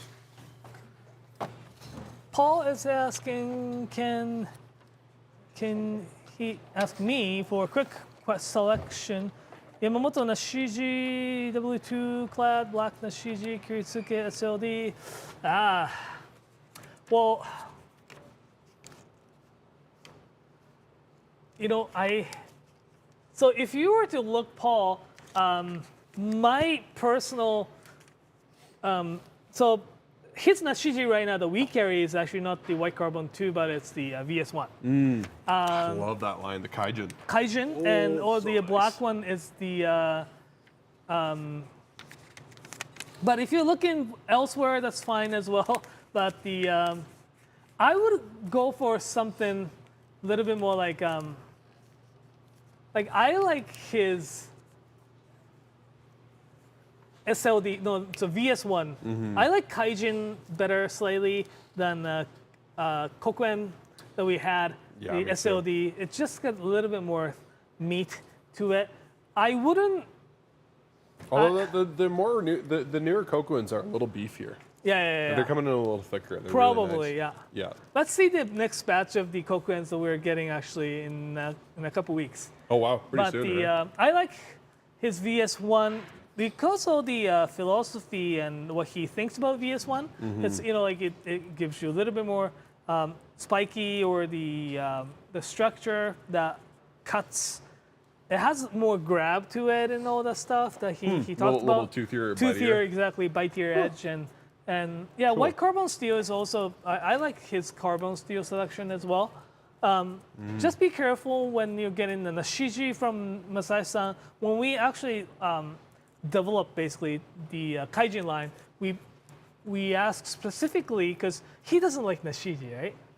Really? He doesn't really like Nashiji because the at certain point, like he is capable and he is really skilled. Yeah. But the general Nashiji, what he thinks is that in order to get Nashiji finish, often knife makers heat up the steel a little too high, Right. so that it has more wild, More texture. flaking, texture yeah, to yeah. it.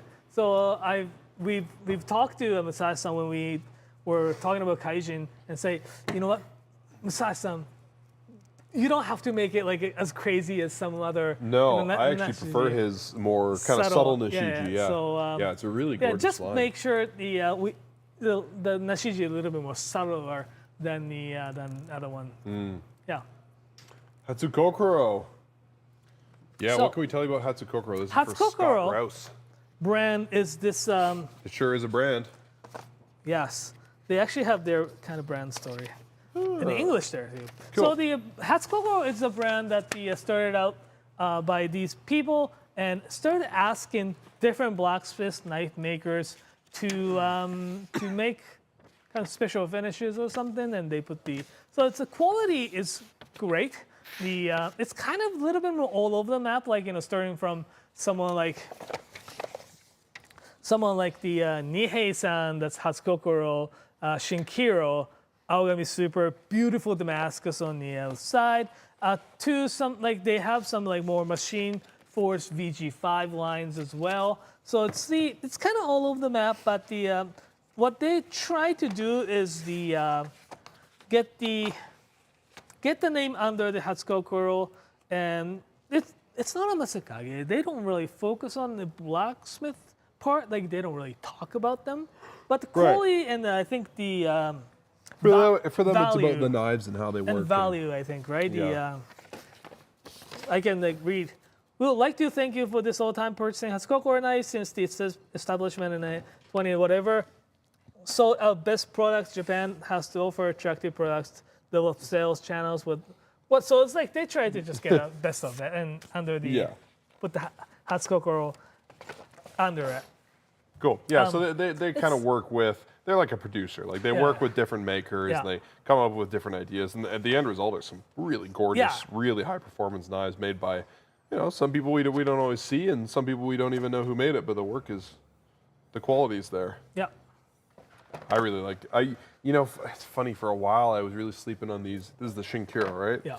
Yeah, I was really sleeping on the Shinkiro. We just got a 240. Ooh. Kiritsuken. Ooh. Yeah, but I love it. It's I've really come around to these. They're nice and thick up here, but they taper down really nicely towards the edge, so pretty thin at the edge, which means they cut really smoothly, but the thickness gives them a really nice, confident weight.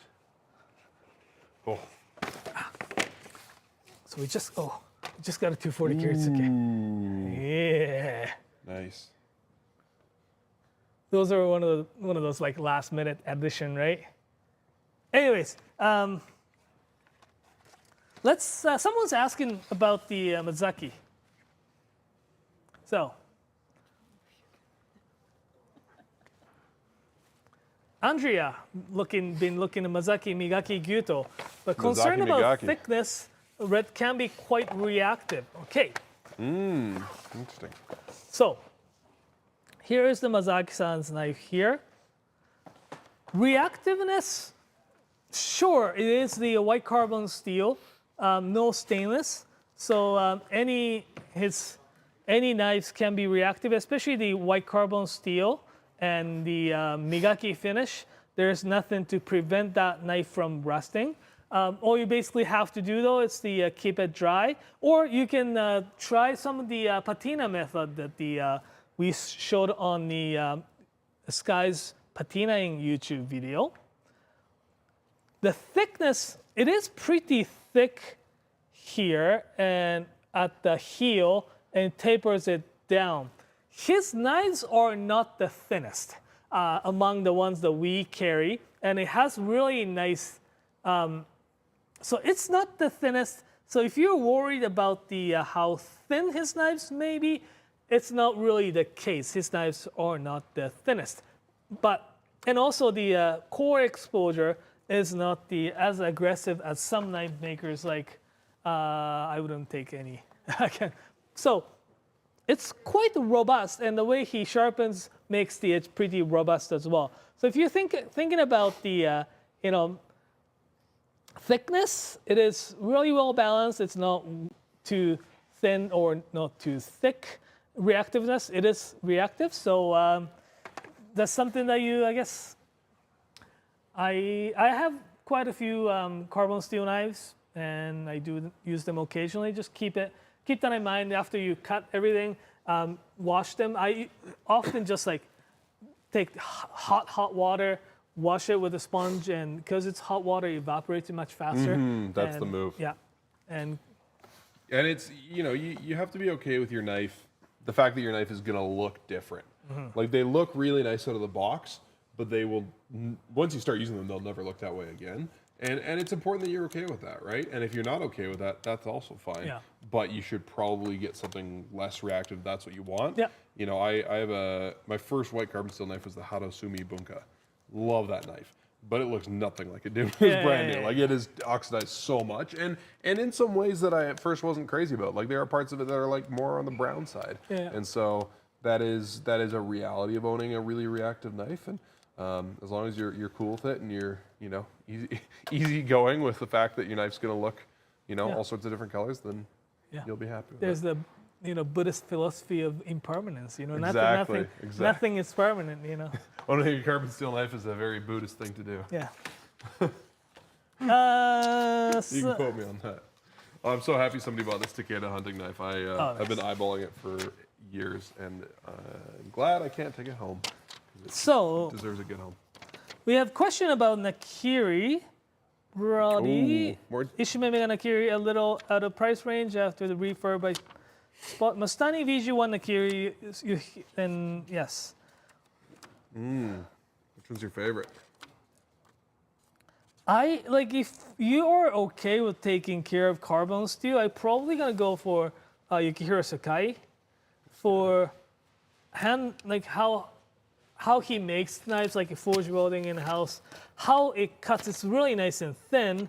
I do love Suzuki-san's knife, but I have to say it's not for everyone. No, it's definitely not. It's a weird knife that Yeah.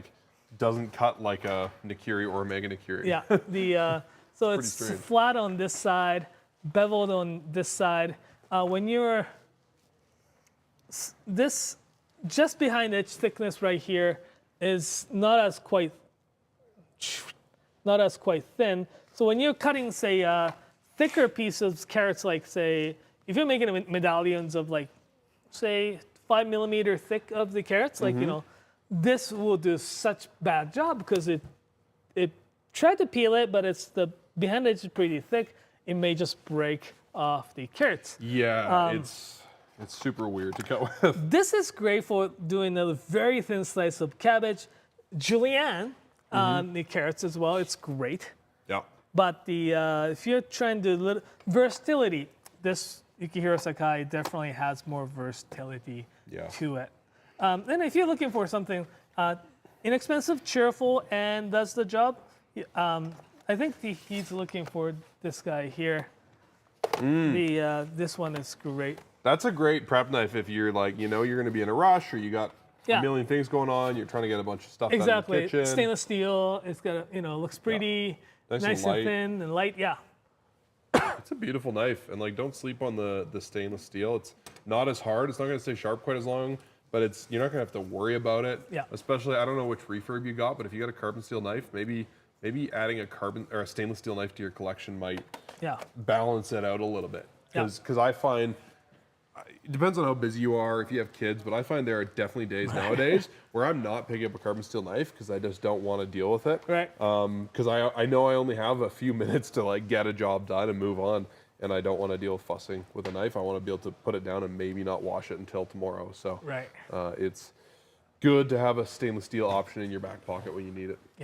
Yeah, that's what I do as well. Not all my knives are carbon steel. So. Hey, you don't want to commit too much. Or do. I mean, I'm not your boss. I can't tell you what to do. So Roger is the thing hard to mention earlier. The Tsunehisa Sun line is a bit thinner.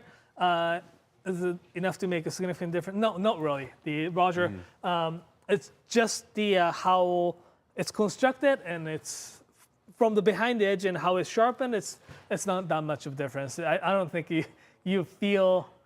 Even if you use it side by side, the difference is so marginal that you probably wouldn't feel any difference. So,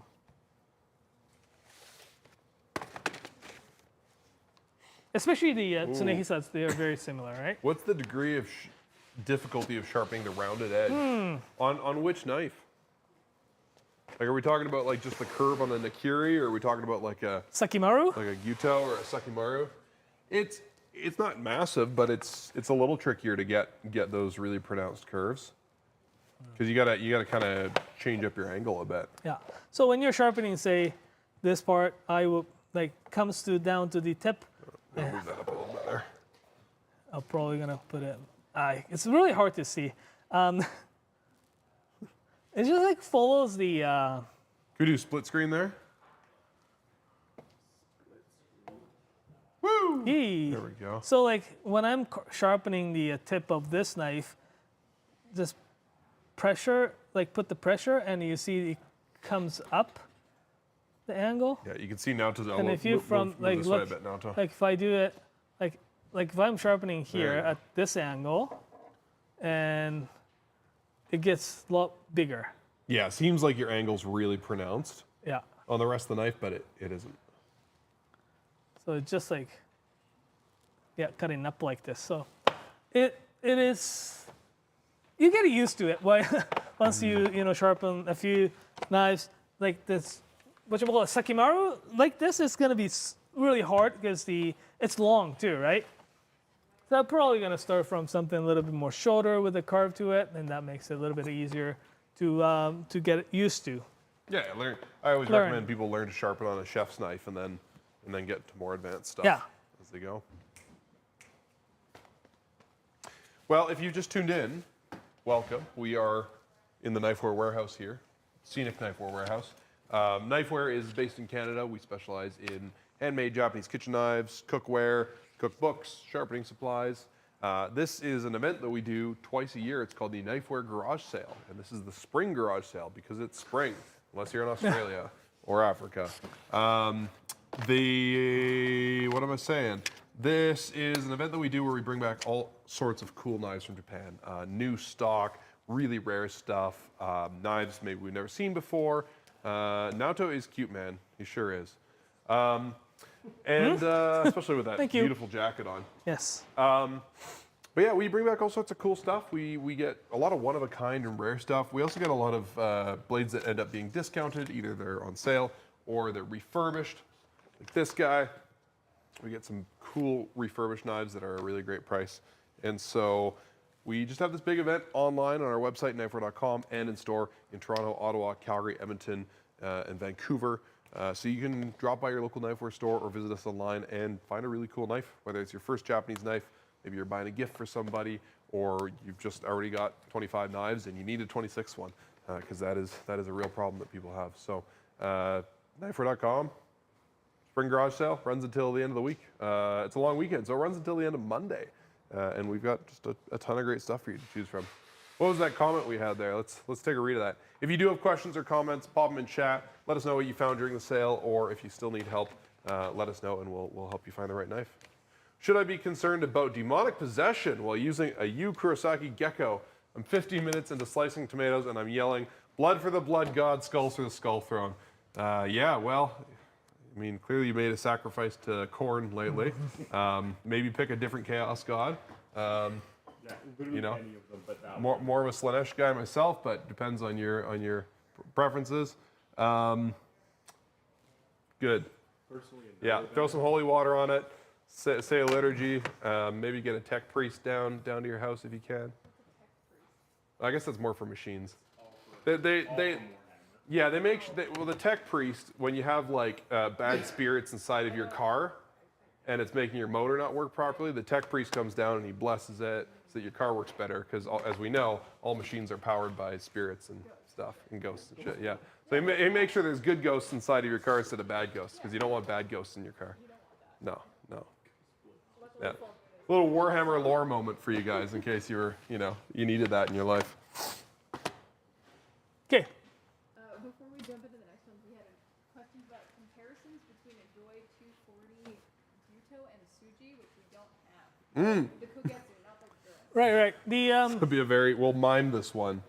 So this is the Doi 240 Gyuto, and this is the, It's really the biggest difference is that obviously it's height too, right? Yeah, I'll grab a Tsujihiki in a... Kogetsu has a very similar profile for all of these. Kogetsu basically means the crescent moon. Terrible comparison, but this is a Tsujihiki, and this is a Gyuto. This one's taller. But the Kogetsu Tsujihiki does have a little bit more height to it as well, so you probably could use it as the Tsujihiki. Though, because he forges very similar thickness on Tsujihiki and Gyuto, what happens is that when you have the same thickness of the knife on the spine and sharpen like this, taller the blade is, it gets a lot more gradual taper, right? If it's narrower, it's more like, it's not a bad It's a more wedge, dramatic taper. Dramatic taper. Yeah. So if you're looking to get the cutting into something thinner, definitely his Kogetsu Gyuto will slice them really nice. And I've seen his kogetsu knives in we've been carrying his kogetsu since their debut, and it's gotten so much thinner in the last so It's so cool that we get to see even blacksmiths who are not new to their craft developing and changing that much over well, I their mean, time. he was a little bit new to the double bevels, so, right? right? Because he was a single bevel blacksmith Exactly. before, right? Yeah. Huh, cool. But the ability to be able to adapt into that, making the double bevel knives are fantastic. Yeah. I've seen the progress. It was great actually mentioned. I just grabbed this one from Hinokuni Sakai, and I just found this one that was sitting. So this is one of the first batches because the handle is different. Oh, Actually, is that still in stock? Yeah. Oh, cool. This actually price is wrong. It's actually a little bit cheaper because of that. Nice. Anyways, these two, especially if you look at a side by side on the same knife. Oh, wow. Yeah. How he finishes is quite a bit different, right? Yeah, even the blade profile is a little different. Yeah, this has got a lot more, little bit more thickness, but it's not heavy. It's it's solid, feels more solid. Yeah. If you feel these two, you can feel one's. This one feels featherlight almost. Yeah. Yeah. Yeah, and this is a really nice It's very knife, but you thin. can definitely see where he's learning Yeah. compared to this guy, which is It's the last batch. clearly a few years later. Yeah. Yeah, more thicker up here. I think maybe he was, figuring out how far he could push the thinness on the Exactly, side to dial it back a bit, right? Yeah. You got to find where those boundaries are. This is very similar to his sensei or teacher Nishida-san's sharpening, but taller bevel, a little thinner Yeah. behind the edge. I love how those younger blacksmiths and trying to figure out their own way. Totally. So as the Ikeda and stuff. After they've had some distance from their kind Exactly, of mentorship. right? Yeah. Yeah. Anyways. So this guy's going to be a lot more robust. I would feel. Cool. Just wanted to mention, sorry, but for the kogetsu, hopefully that helped you guys. And that leads to Nathan. I need a nakiri. sorry. That nakiri. Shit. There you go. Already had a Kiritsuke to Donnie VG10 Nigara. I really like it. Oh yeah, that's Donnie Black. That VG10 Nigara is fantastic. Oh my God, I want that exact knife. Yeah. Ever since the last full garage sale when we first got them, Yeah, that's great. Great launch, right? It's not even expensive. It's a really inexpensive knife for what it is. How it's sharpened is so well made too. I love it. Yeah. Anyways, looking for carbon steel nakiri, which Yeah. for carbon steel, always this guy kind of sits there as well. Yukihiro Sakai, white number 1 carbon steel. Really, again, a lot more meat behind on the spine, a little bit thicker, but it's not as nothing about it's super thin behind the edge. Yeah. It's really well made. We have Sakai Kikomori with the Minomo Kajiya behind the fork. It's the Tsuchime makes the blade really nice and rigid. It's quite a beefy A little knife, bit too. taller blade and a little bit beefiness as well. If you're looking for more finesse, razor type of nakiri, this Sakai Kikomori Kikuzuki Rin series is fantastic. It's taller bevel compared to some others, and it's pretty flat bevel. Yeah, more distance for the bevel to taper down, so Yeah. it So feels it's smoother when it cuts. and it's pretty nice and tall as well. Really well made. It's what the Sakai is really known for. Oh yeah, whoa! Yeah, But it's thin at the edge, but it's got that weight, so it's just gonna drop through stuff like it's not there. Yoshikazu Tanaka-san is a great blacksmith and sharpened by famed sharpeners. This guy's exciting. This is a Fujiwara Nishiji. Yeah, those were really good. It's well priced, white carbon number 1, stainless clad. I have Santoku from him, and Nice convex sharpening, so Yeah. a little more robust for being really hard steel. yeah, And he does this special sharpening. We did a video on it recently. I imagine he does this on these ones too, where he sharpens the bevel to be convex, so it's a tougher bevel, but then he sharpens the very edge, the micro bevel at a shallow. super low angle. Yeah. So it's really sharp, but it's also not super delicate. Yeah. For, you know, it's relatively not super delicate. Still a Japanese Relatively knife, but- speaking, yeah. Yeah, these are a great selection. Again, you know, it's not limited too. We have quite a few carbon steel knife selection in regular lines as well, I believe. Yeah. So, Yeah, I mean, they're all beautiful. I think I'd probably go for the Kikuzuki Rin, as yeah. my first choice, or if you want something that's, I mean, that Nigara is incredible, but it's so thin, you might want something a little more robust, so that, you know, any of these other three, but I would probably go for this guy as the Yep. most durable, the Sakai Kikumori. Yep. Nice. All right. Alrighty. What Jacob, do you got do we for have? us, Guy? Yeah. Or Jacob, or whoever. Well wishes. Well wishes. Oh, Well I like wishes. well wishes. If I missed it, you can disregard, but can we please see the Tsunehisa Niju ni Agami Super Crochi Nishiji Western Kyotsuki 210mm from Zach Pack. Yes. Ooh, There. nice. I Thank think you. that's one. It was one of my favorite types of steel. Agami Super, really nice and hard, pretty easy to take care of. It's so pretty. It's so well put. So nice hard Japanese carbon steel in the middle, but they've got stainless steel on the outside of the knife, so most of this blade won't rust. It's only the last couple of millimeters at the edge you got to worry about. Nice confident weight with that Western handle. Not super thin, but not super thick, so kind of a balance. Good workhorse for sure. You could rock with it a little bit of a curve to that blade, but not a huge amount of curve. So you can definitely get really nice kind of sliding cuts in with this guy, like that. It's great, really precise tip if you want to get into like dicing onions and shallots and stuff. It's a beautiful knife. If there's anything more you want to know about that Zach Pack, let us know. Let's see some of those well wishes up in chat. Yep. Love me some well wishes. I don't think you've seen that one. What about boning knives and slices? That's not a well wish, Jacob. Oh, yeah. It's from last year, right? A refurb Saji. We did. We have a refurb Saji is right here. Does somebody want to look at it? Okay. We still got the Moritaka in stock? Oh, the tiny one. Well, all right, we'll show both of them. All right, boning knives. For the garage sale, I mean, we carry a lot of boning knives. I'll show you. Can somebody grab me a Silverthorn boning knife? Because that's my favorite. Oh, we got, Silverthorn. we got Okay. this Misono. Really, this guy's Sold really out. good for like hanging carcass butchery. Sold out. Sold out. Yeah. Well, not here. So yeah, Misono, really nice, just robust boning knife. Good for trimming too, if you want to trim up some briskets, some big roasts. But if you're gonna butcher, you know, a large, you know, side of pork or a cow or something like that, that's a great knife to have. Otherwise, if you want something that's good for trimming, good for fish, you know, maybe not working too much around bones, but more so just like slicing up meat. This guy's kind of somewhere between a boning knife and a scimitar.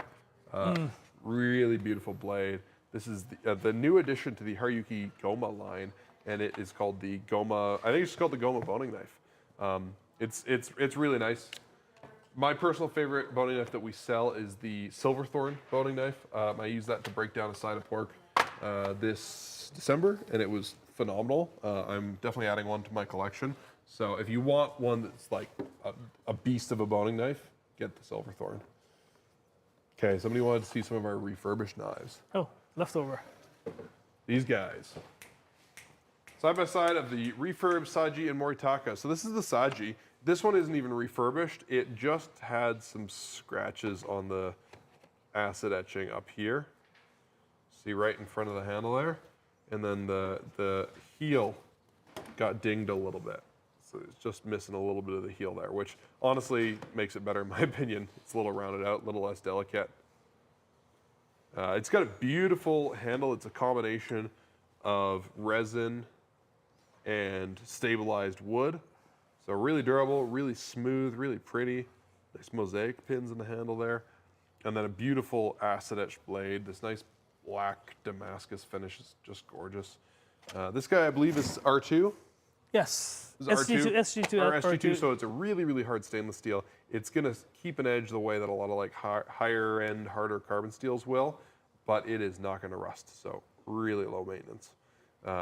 Nice and thick up here, not super, super thin like a lot of R2 blades are, but not too thick at the edge. So kind of right between a workhorse and a laser. Just a nice knife, nice prep knife, daily use.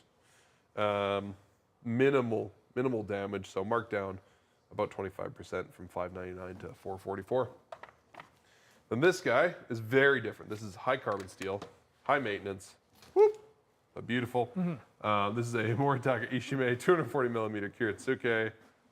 Has not cut me yet, keeps trying. Moritaka Hamono is a family-run company that's been in operation for about 730 years. They use really traditional high-carbon steel, which gets beautifully sharp and keeps an edge really well, but is high maintenance. So you got to take care of it. You got to keep it dry so it doesn't rust. Really nice octagonal handle there. Beautiful Ishime finish, which they only do for us. This guy was used for a little bit and then returned because I can't remember why, but basically Naoto thinned out the bevel a little bit and sharpened it. And other than that, it's pretty close to brand new. So in really good shape. Also a smokin deal. Normally $354. Today it is $280 Canadian. So like $5 American. I think somebody sold it. It's already been. Somebody bought that one? Somebody All right. bought it already. Well, I'm gonna take a drink of water and then I don't know if this one's still in stock, but we did have this Moritaka Ishime Kawamuki, just a cute little knife. Little guy, great. I mean, if you have bigger hands, you could use it in your hand, but it's really designed for just small chopping on the board. You know, if you have a kid who's like maybe 5 or 6, like getting to the age where they can handle a sharp knife confidently and competently, or you just want a cute little knife for cutting up small stuff in the morning, this is a great choice for you. You going to take a look, Nolan? You piqued my interest. Yeah, come have a look. This is Nolan, everybody. He works in our warehouse. He is one of the biggest knife nerds in the company. He has over 200 kitchen knives, and we shot a video about his collection. Part 2 will be coming up this summer. Part 2. Yeah, I promise it's happening. But Nolan just is more passionate about knives than anybody I've ever met potentially. Love Oh my God, they're so good. How many Moritaka knives do you have right now? I have 2, but I want a 3rd one. They're pretty cool. Pretty cool knives. Yeah, I think 7. it's pretty good. Well, it could be 8 if nobody buys this one. It's 8. Yeah, because I have 1 AS. Nice. Oh yeah, Wow. nice. Yeah. Yeah, I really want the Moritaka Hanasuki. I do like this little guy though. I have 2 of those. 2 of the Hanasukis. Yeah, right. Why 2 different jobs? Yeah. 2 jobs. One for each job. 2 full knife kits. Yeah. You've got the best logic I've ever heard. I love it. Yeah, it's great.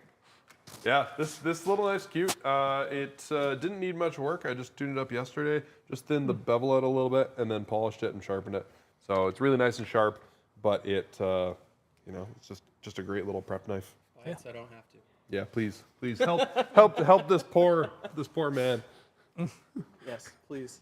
We for next garage sale, one of our commercials should be like, you can sponsor a poor knife nerd for only $5 a month. You can help support his knife addiction. Can I just eat little bits of the iron packets? Yeah.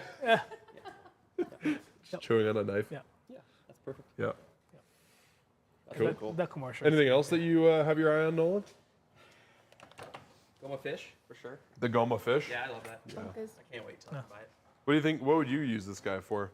Similar to my Silverthorn. Yeah. Yeah, the Silverthorn scimitars. Oh yeah, for cutting chops and. Yeah, and then that area right there is really nice. You can do your silver skin. Yeah, great little trimming blade. Yeah, get her Cool. There. It's also a really good length. I like the Goma a lot. It looks really good. It's a good looking line. I buy that one as gifts, but maybe I need one. I also buy it as gifts. But It's a gorgeous want knife, that stainless steel, Yeah, I want Western that one. handle. So. Yeah, me too. oh my God, it's nice. Yeah, there's a little, I don't know if we still have this one in stock, but if we do, this Masakage Koishi Kamagata. Kamagatas are hard to get because they don't make a ton of them. It's an unusual shape that, I don't know if they only make it for us, but it's a shape that we kind of pioneered in a way. Like it was like this this unusual shape that wasn't for the kitchen, and then Kevin, as Kevin does, just asked them to put a kitchen knife handle on it. Yeah. And now we get them sometimes, and they're. I'm pretty little chopping curious knife. what the original shape looks like though. Yeah. Apparently, it was not as thin as Not as kitchen thin. knives. Yeah, wasn't it meant it for was- like cutting rubber for Yeah, shoe so- soles yeah, or exactly, something? right? Yeah. So it was for machine. Right. So it should have been like. So it's So it basically wouldn't have had a the. tang on it or No, anything. no, no. Yeah, He probably saw the template, right? Like, yeah. and asked I like, see. "What's that knife?" Yeah. use for?" And so they made it thinner and Yeah. better steel, sharper, knife handle. Yeah. And so this guy is a cool little chopper if you're like chopping up herbs and stuff. Yeah. Still available. Woo! Yeah. It was $363 brand new, but because it's been used a bit and sharpened, it's $279. That's such a good deal. Yeah, smoking deal. I want that knife. Well, if it doesn't sell, you can have it. Yeah. And by have it, I mean pay You can buy it. Yeah. $279 plus GST. And an Nolan tax. And the Nolan tax. What's the Nolan tax? You just pay 20% more. All right. Like you pay 20% more, or will you Like, sell that's my somebody a knife discount- and they that's my pay? discount code. Use discount code Nolan for an extra 20%. Yeah, you pay 20% more. Just make that a real discount code. Absolutely.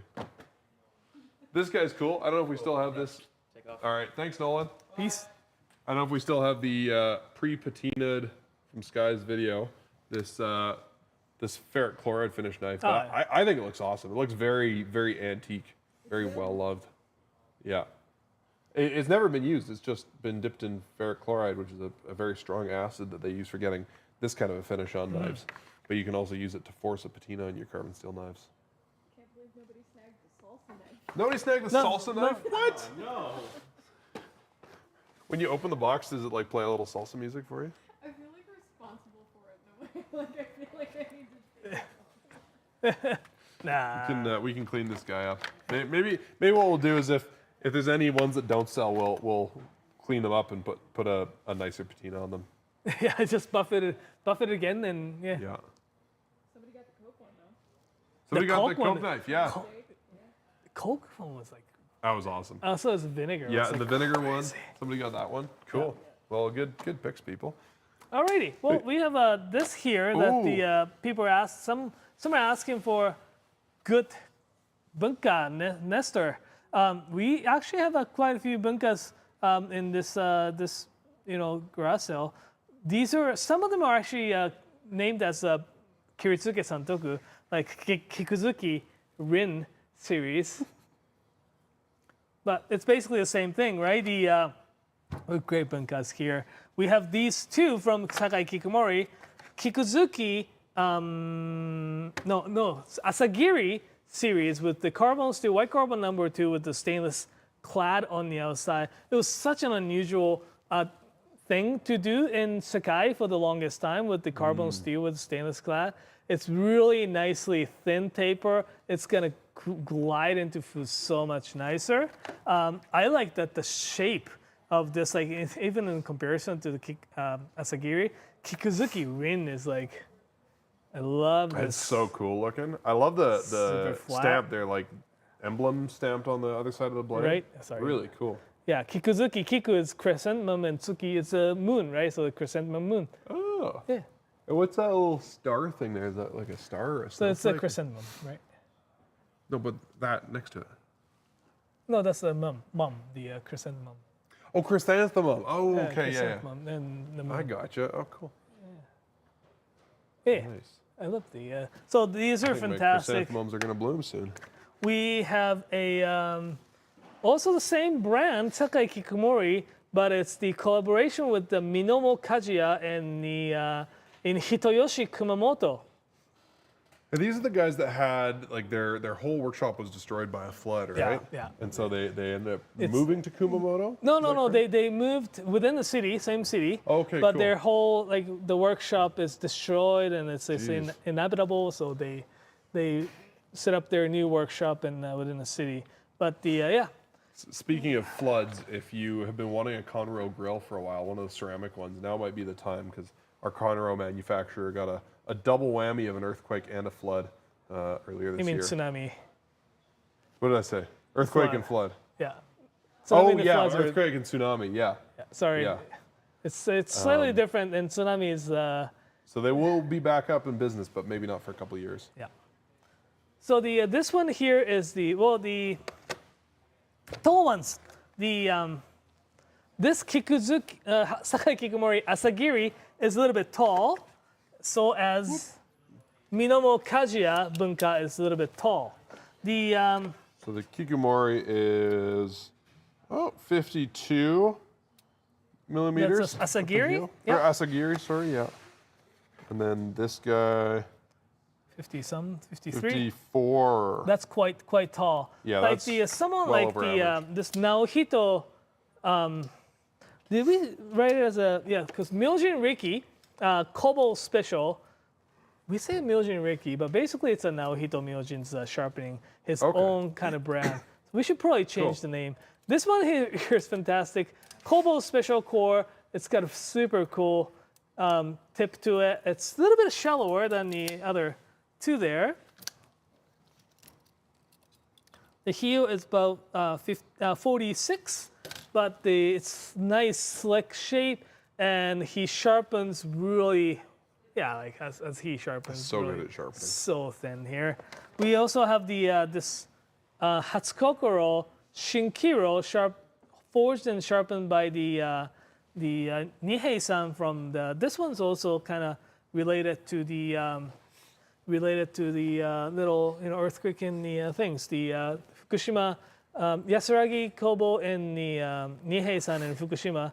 They are not directly affected by the earthquake happened in 2011, but what they did instead is that they moved to the area that were affected just to help that local economy Oh, really? to Kinda recover. help revitalize things. Exactly. Oh, that's cool. So they're based in the city of Fukushima, Yeah. which is quite far from the whatever happened in the coastal area. Yeah. But they moved to one of those deeply affected areas, set up the workshop, and used all the elementary school, I think, and set up the workshop. So it's pretty well intended, I guess, like super nice intention behind the works and the move. So it's some kind of we can encourage and we can help those people in that area as well. Ooh, what about weights? The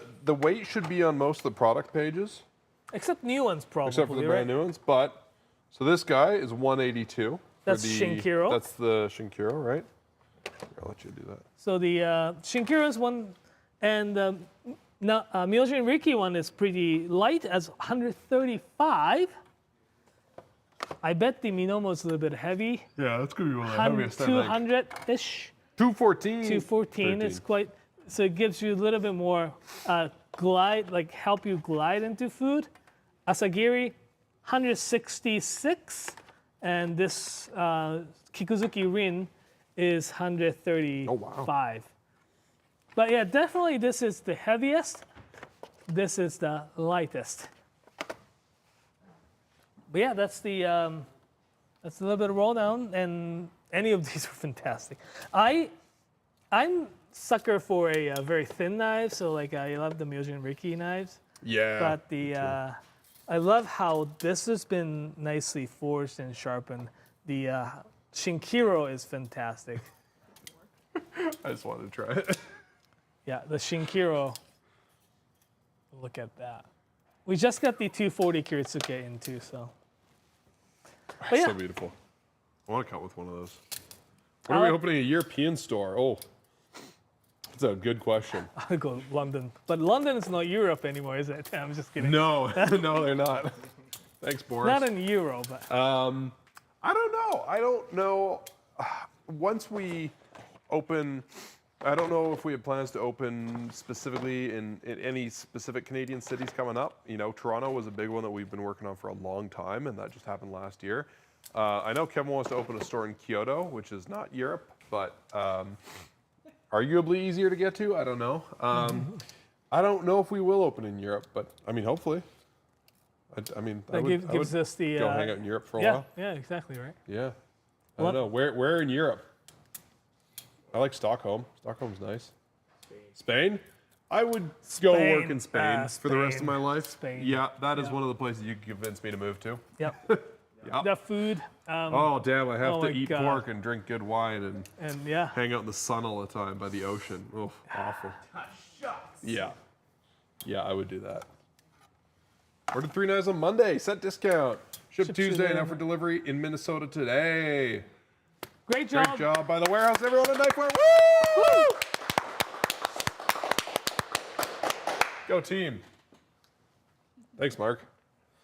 Yeah, I'm excited for all the people that got their knives already. Here's high demand in Fiji for Japanese knives. Sure, Fiji. yeah. I hear they have good water. France. Yeah. I mean, if it's like the sunnier part of France. Yeah, like wine country France. If it's a part of France that has wine and cheese, then I'm there.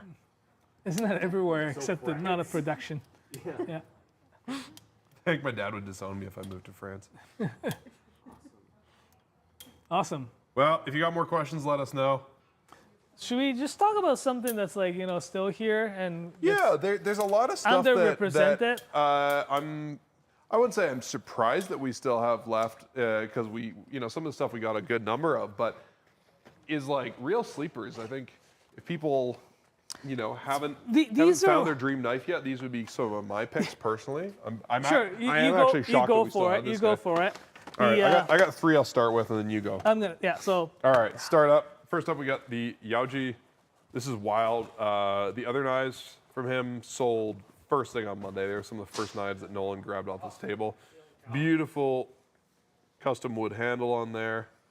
And this guy is a single bevel Gyuto.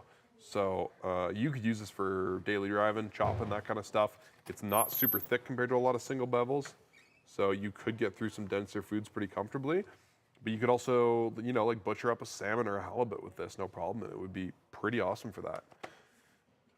This guy is an Isumitsu knife.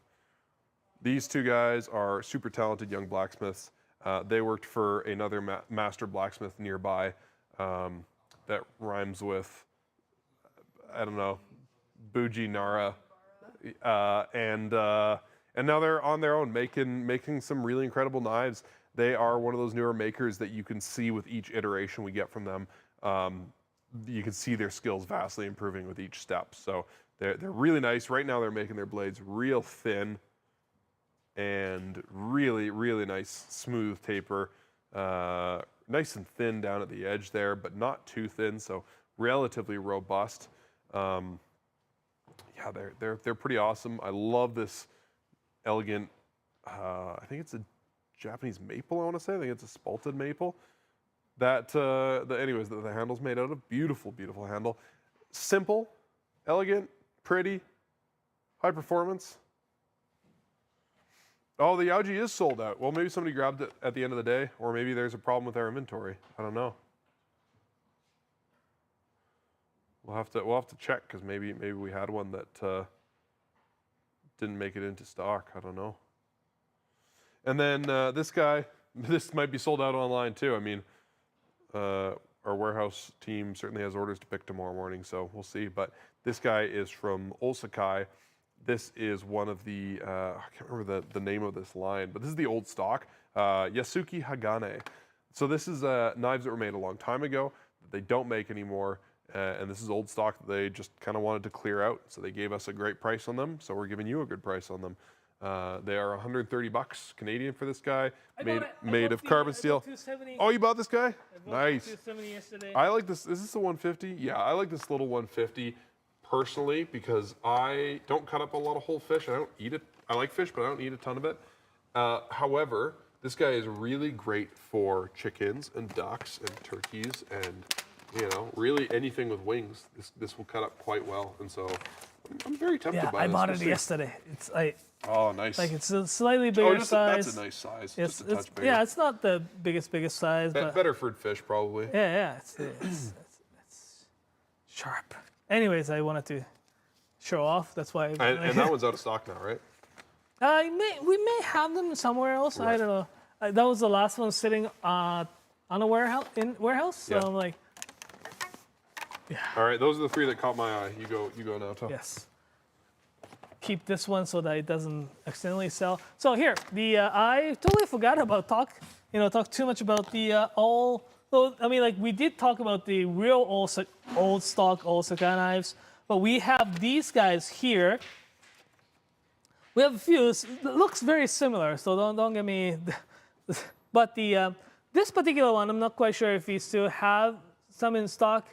Old stock Osakai, forged by the Shiraki Hamono, white number 2, carbon steel with no stainless or whatsoever. This one here is really, really well made, forged by the famed workshop in Sakai. It is at least like 10 years old, so it was still when the Shiraki-san was working and in charge of the workshop. I'm not quite sure this particular one's forged by the Shiraki-san, but it definitely has that fit and finish quality and quality control by the Shiraki Hamono. We have this. This is very interesting. The Hado, it's an old stock by the so Atsukuchi Shironiko. This one here is really nice. That the when the Hado was still a project that they're working on, the Maruyama-san had to, I guess, practice on the taller bevels and stuff. So this is like one of the practice knives that they're working on. So kind of interesting story to it. It is really well sharpened. It has the really nice high bevel. The blade itself is forged by the Yamatsuka-san, the white number 2 carbon steel. Yamatsuka-san is very well known for his his Ginsan steel, but this one here is really well made knife.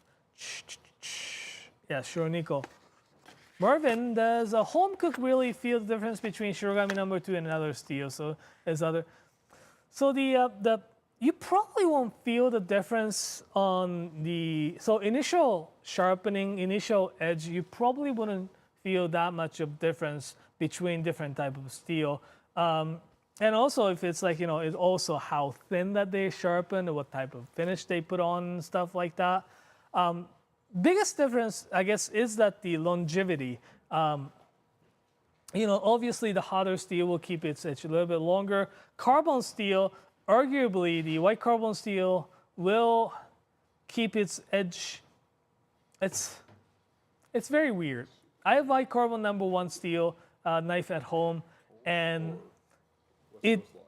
from the start, it's really nice and sharp. After it's sharpened, it kind of goes down here, and at some point, it comes back a little bit because it patinas it and it creates the super micro chip that you don't see, but it kind of comes back and start to get sharp again.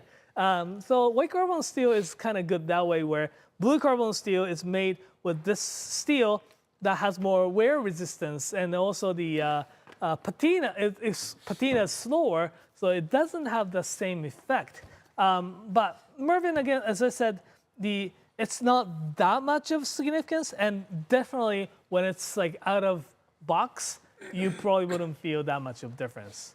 But it's like, as you use them, say if you have like same knife and same blacksmith and sharpened by the same guy, but 2 different steels, and side-by-side comparison, you may feel that difference as you use them for, say, 3-4 months or 6 months in. But yeah, it's a good and important point, is that the steel makes a difference in how a knife performs, but what arguably makes more of a difference is who made it and who sharpened it and how they made it and how they sharpened it, and all those things. How you use it, what you cut on.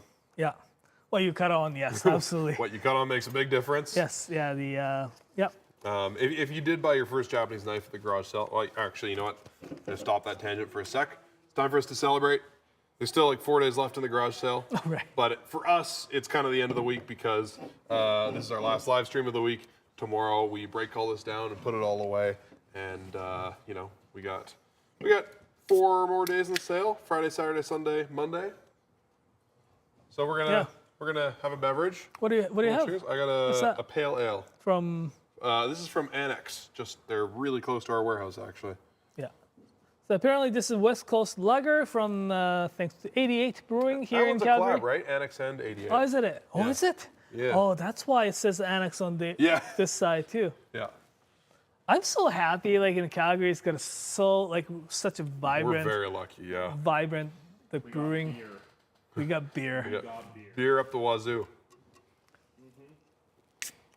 Well, cheers, everybody. Cheers. Happy garage sale. Thank you to everybody that came down to the stores to support, to shop online and got their new knife. If you, haven't already, there's still lots of time to shop online or visit one of the stores. So thank you in advance to Yeah. anybody that does. We're not gone yet. We can still answer questions. Yeah, we are still answering your questions. I'll continue my thought from earlier. If you got your first Japanese knife, there's a few things that are important to know. Japanese knives are made from very hard steel, which is one of the factors that allows them to stay sharp for so long and take such a sharp edge, right? There's also, the craftsmanship and so on and so forth. But when you use them, there's a few things that are important. You want to cut through food that you would be okay putting your own teeth through. So not bones, not frozen stuff, not really tough woody squash stems. Oh, nice, Meat, Kyle. fish, vegetables, fruit, that kind of stuff is great. Hey, Sake. nice. I wonder which one you're drinking. Kyle Parsons. Cheers. When you cut, when you're using your knife, it's important to make sure that your cutting board isn't super hard. So wood or plastic are great, typically. Yeah. Avoid bamboo, really hard materials. Glass cutting boards, I've seen them. They It's make not such really a cutting bad board. sound when you cut on them. They don't consider glass as a cutting board material. Even like some of the kitchen rental people may sometimes suggest, these countertops or the like granite counters, you can use it as Totally. a cutting. It's You not. can. You can, Don't. but it's not friendly. Yeah. That's why we got some chop plate. Yeah. Right? Yeah. Yeah. We should You talk about keep the chop talking. plates. Yeah. So, and then it just comes down to beyond that, like, wash it by hand. Don't put it in the dishwasher. Use a ceramic honing rod or a leather strop to keep it sharp. You don't want to use a pull-through sharpener or a steel rod or a diamond rod because none of those things are great for your knife.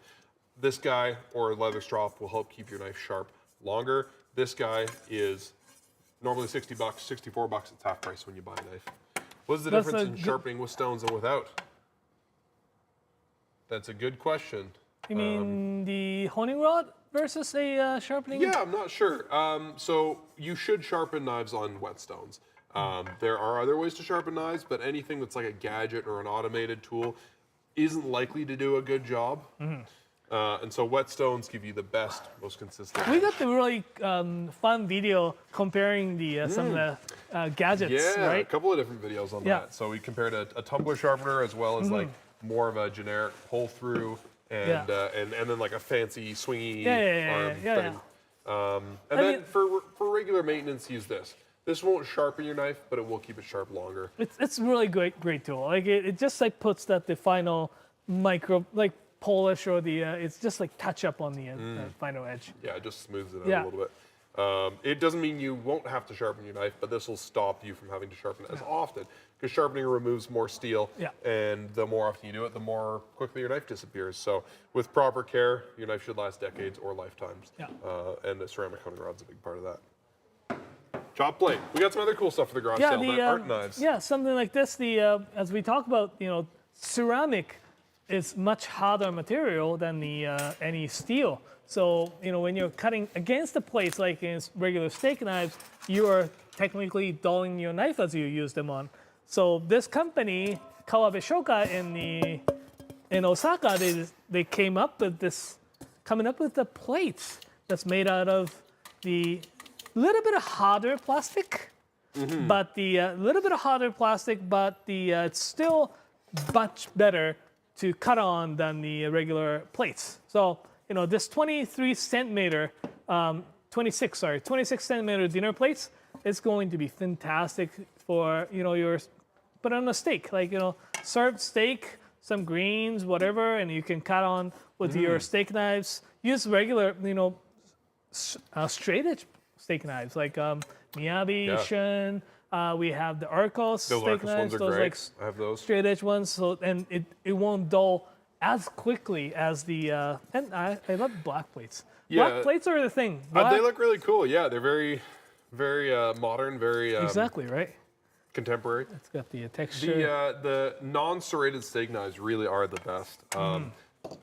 No matter how good the serrations are, they're always going to tear a bit when they cut. Yeah. And it, you know, if you buy like a fancy ribeye or even a not fancy steak, like even if you just have, you know, the discount steak that was, you know, at the bottom of the meat department, you can, you know, you still want to cook it well and prepare it nicely. And to cut it with a serrated edge, just kind of like chews it up. Yeah. It's like you're eating pre-chewed Well, I mean, like food. it releases all the juice. That's like all the Yeah. flavor, right? Because then you're like tearing it up. It's just like Yeah, you're tearing Yeah. up the muscle fibers Yeah. and it's all coming out on yeah, the plate. when you're instead of cutting in with your like mouth. when you're cutting with so much like it saves all the juice and flavors Mm-hmm. inside the meat until you actually chew on it. Yeah. That's important, right? Yeah. Quickly before you do that, Yeah. there's the request of the Nijushi Gyuto 210. So I'm just gonna show this one there. Nijushi Western Gyuto. Yes, that's Rodrigo right here. It's fantastic. It's beautiful Tsuchime hammer pattern with croci. It's really nicely done. Western European style handle here. Aogami super stainless clad. Reminds me of Such a something, good-looking but it's knife. like really good looking knife. Yes,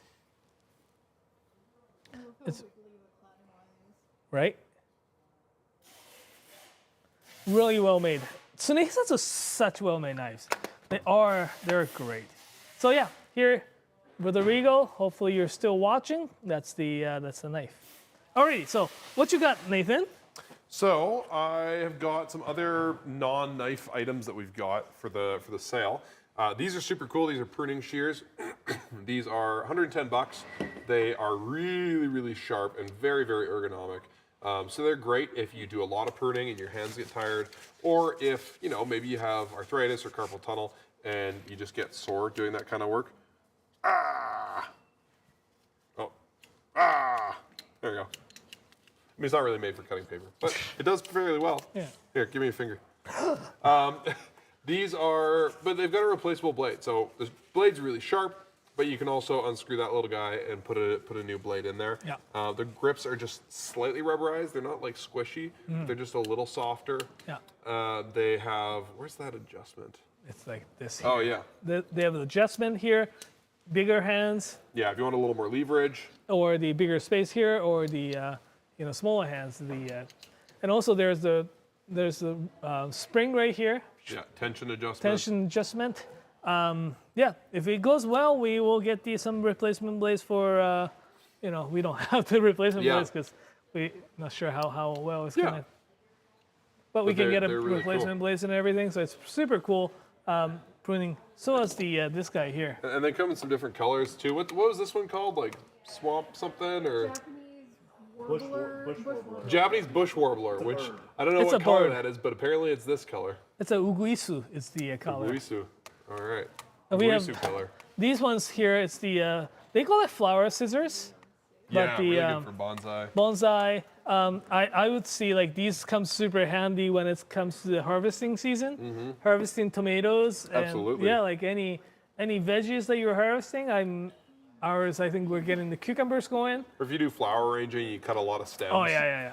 These are fantastic. Again, these comes in I can't remember, like 11 different color variations. Nice. It's beautiful. And I really good like design the colors. award. Oh, the good design Good award. design award. Nice. Woo. I love a good design award. These guys are cool. These are just really nice lightweight tongs with a little thingy so you can rest them Yeah. on the table. So good for serving, Yeah. but also good for cooking. Like if you're working the grill or just even putting them down on your counter at home. Yeah, we have this like chopsticks tongs, and there's another Kevin's favorite lifestyle tongs, which is the little smaller size. It's like really great for detailing work on the Yeah, if you want to pick up individual microgreens and that kind of yeah. fancy stuff. These are nice. They've got good feedback. Like they're not too floppy. They got some stiffness to the spring. These are made from recycled, well, sort of recycled steel Yeah, too. yeah. They have the big sheets of steel they punch out knife blades from, and then oh hey, look at that. And then the steel that's left in between the knife shapes, they punch that out and make some tweezers. Yeah, so like this is really, this is gonna give you really precise, so you know. Hey, you leave Sky alone. Leave her alone. Squishing your head. So like this. So what else? We had a beautiful tenugui, which is the tenugui, designed by the so nice. Aoi Huber and Donnie Graphics. Donnie Graphics. Donnie Graphics Clearly a designer from birth. designer.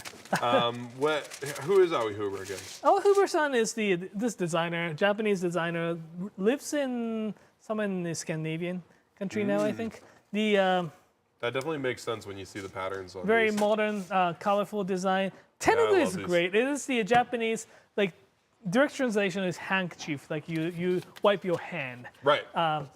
But it's like really just like 100% cotton, Yeah. So very absorbent. and the way that they dye is it's not silk screen, it's dyed. Yeah. So like it's, hand dyed. so both sides are dyed. That means it's so absorbent. Like silk screen, they actually prevents that water from coming in. Yeah. Yeah. It forms a layer on the outside. Like this, like the that, outside of right? the fabric, as opposed to this is just like a pigment inside the Yeah, fabric. so it's great. I will probably use it for.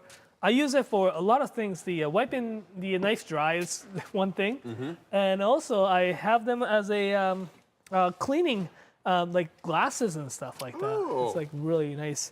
Windex and this it works fantastically. I'll have to give that a try. Traditionally these are made to just like cut off. There's no stitching. It's a live edge. Yeah, Yeah. live edge. Yeah. So it frails, just chop the fraying, and once you done it few times, it will stop frailing. So that's kind of looks cool though. I like the good tenugui, and you can wrap the small gifts. You can wrap the knife box with as well. Bento box.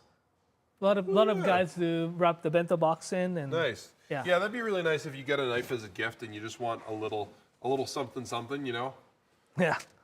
just something a little extra, or if you're trying to go like zero waste or that kind of thing. 'Cause Right. A lot of gift wrap can't be recycled or composted, so Yeah. you could wrap a gift like that, and it's a infinitely reusable gift wrap. Exactly, which is right? really Like cool. this or the even the furoshiki that we have, but these are just fantastic, just addition. Awesome. So what do we have here? Budget-friendly knife. Budget-friendly knife. Yeah, we got some of those. And the first one that the Sky brought is this. If you look up retired demo on the Knifewear website, there's some knives that are called pre-patina Munetoshi Santoku. So these are high carbon steel knives that we used for a video that Sky did, where she tested 10 different methods, viewer methods of patinaing a knife. And so there's 5 or 6 of them left. And so you can own one of these exclusive knives for only 155 Canadian dollars plus local taxes. So normally this guy's $215. There's absolutely nothing wrong with the blade. It will continue to patina like this. You can cut different foods to give it a different patina. You can clean this off with Barkeeper's Friend if you don't like the beautiful job that Sky did on this knife with salsa. So what we did was we put 10 different reactive components on different knives. This was one of the worst ones. So this one is the salsa patina. It's a patina. With salsa. Which one? I'm trying to see what I like. I don't know if it's like. Oh yeah, if this one's still left, this is the one I would get. This is ferric chloride, which is an acid used to etch knives regularly. This one looks really cool. For Anyway. reference, Dakota, Yeah. this is all in Canadian dollars what we're showing Yeah, you right so- now. Yeah. So Oh, Take for under 25. 150 USD, which Yeah, yeah, 25% all off of those these A lot are. of these. That Something one like definitely is. something like this one here. We just got this one in to our shipment. Shipment just arrived. Yep. This one here, Hatsukoku or Kuronami. Black Wave is translation. Kuronami. Carbon steel, so it's not like maintenance free or anything, but it's got a really cool pattern or some sort of things happening on the bevel here. 148 small Canadian dollars, which is probably like $120 US. Something that you have to be, and the color of the wood is so different. I don't know if there is even the same. I think we ordered the same wood handle, but Bubinga. And they have different handles. Something like this is great. The Tsunehisa, all the Tsunehisas are 20% off from the regular price. $209 regular on the Canadian dollars, $167.20. So it's still under $150 US. Beautiful European style handle. It's nice and smooth. Nice hammer pattern. Blue number 2 carbon steel, stainless clad, easy to take care of. This one here is one of our kind of grass sale favorites, right? It's really nicely well made. And if you're looking for like the crazy deal for the Japanese, it is kind of like simply put knife, but this one here is $60. It's a great start. I mean, the cool thing about this one is you could get 2 or 3 knives from this line under $150 US. Yeah.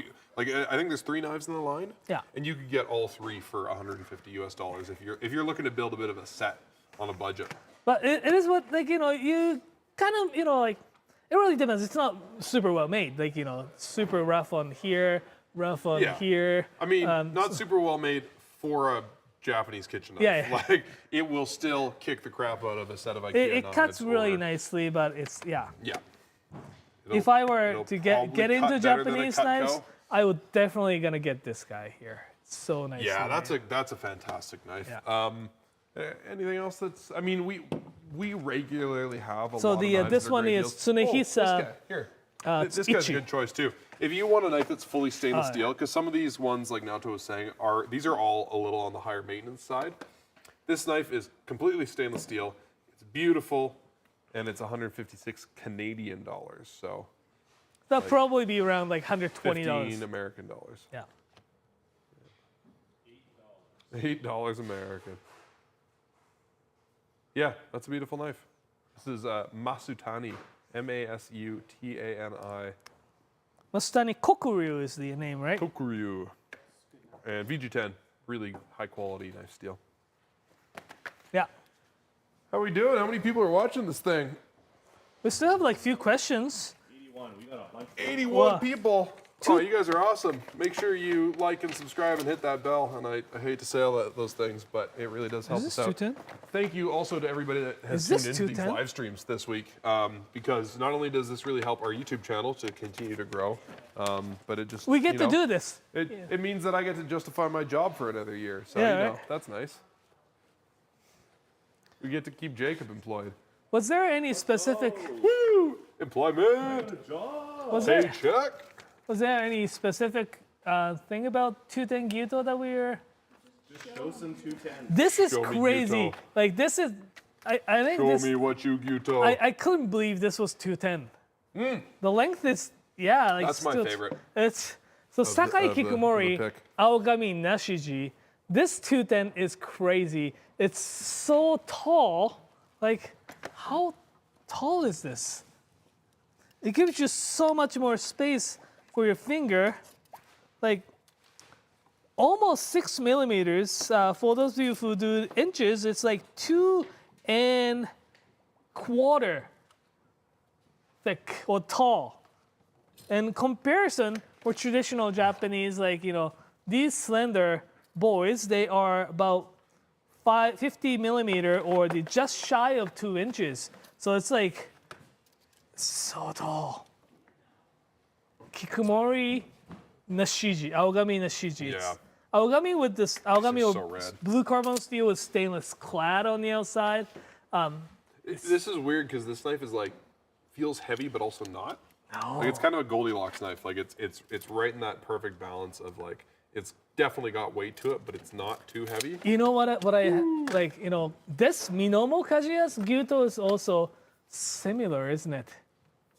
Yeah, nice tall blade. That's why I grabbed that one. And Yeah. very similar profile too. Yeah. It's You know not made by why? the same people, is it? No, not the same people. Okay.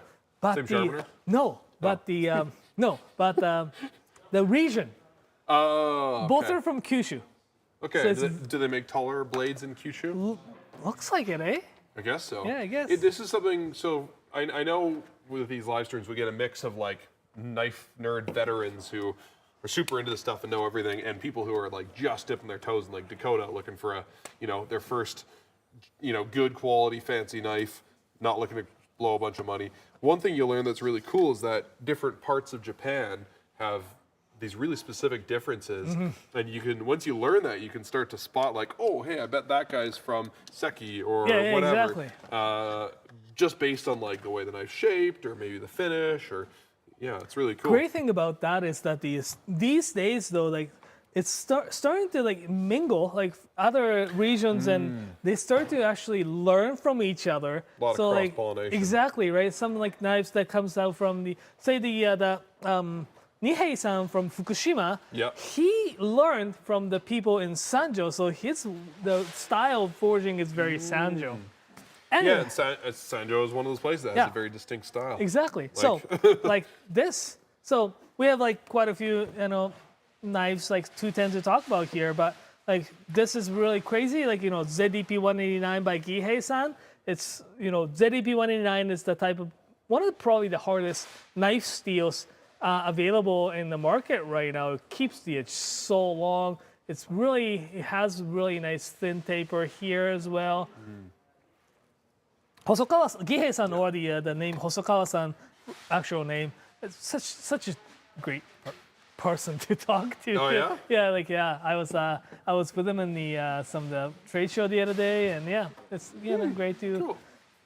hang out with. It's a very plain, elegant knife that cuts like absolute crazy. Yeah. Like super unassuming and just will blow your mind when you use it. If you're looking for more traditional yet contemporary Sakai's region in the Osaka knife, this is great. Ginsan, stainless steel, really beautiful hammer pattern. It's like a. You ever look at much like brutalist architecture? Mm-hmm. That's what that finish reminds me of. The forged by Satoshi Nakagawa-san, one of the best blacksmiths in that particular region there. Super nice and thin. This one here is great. Also another younger blacksmith who's great is this Mutsumi Hinora-san. See, like slightly different profile, a little bit thicker on the spine, but still nicely tapers it. Super thin behind the edge. White carbon steel, and this particular one is stainless clad with nashiji finish on this one. It is. I love this like Hinora's engraving. Oh, that's super cool. It makes me think of Full Metal Alchemist. Yeah. I think this is great collection because we have this sample, the great representation of a lot of I love the story of younger the sample. workshop, like blacksmith. I really want a Sanpo. Sakai Takagi sample series is made all by the younger craftsman, blacksmith, sharpeners in the in Sakai Takayuki sample factory. One of whom is this young Shibata-san. He came into work as a blacksmith, and now he's working for a Itsuo Doi-san.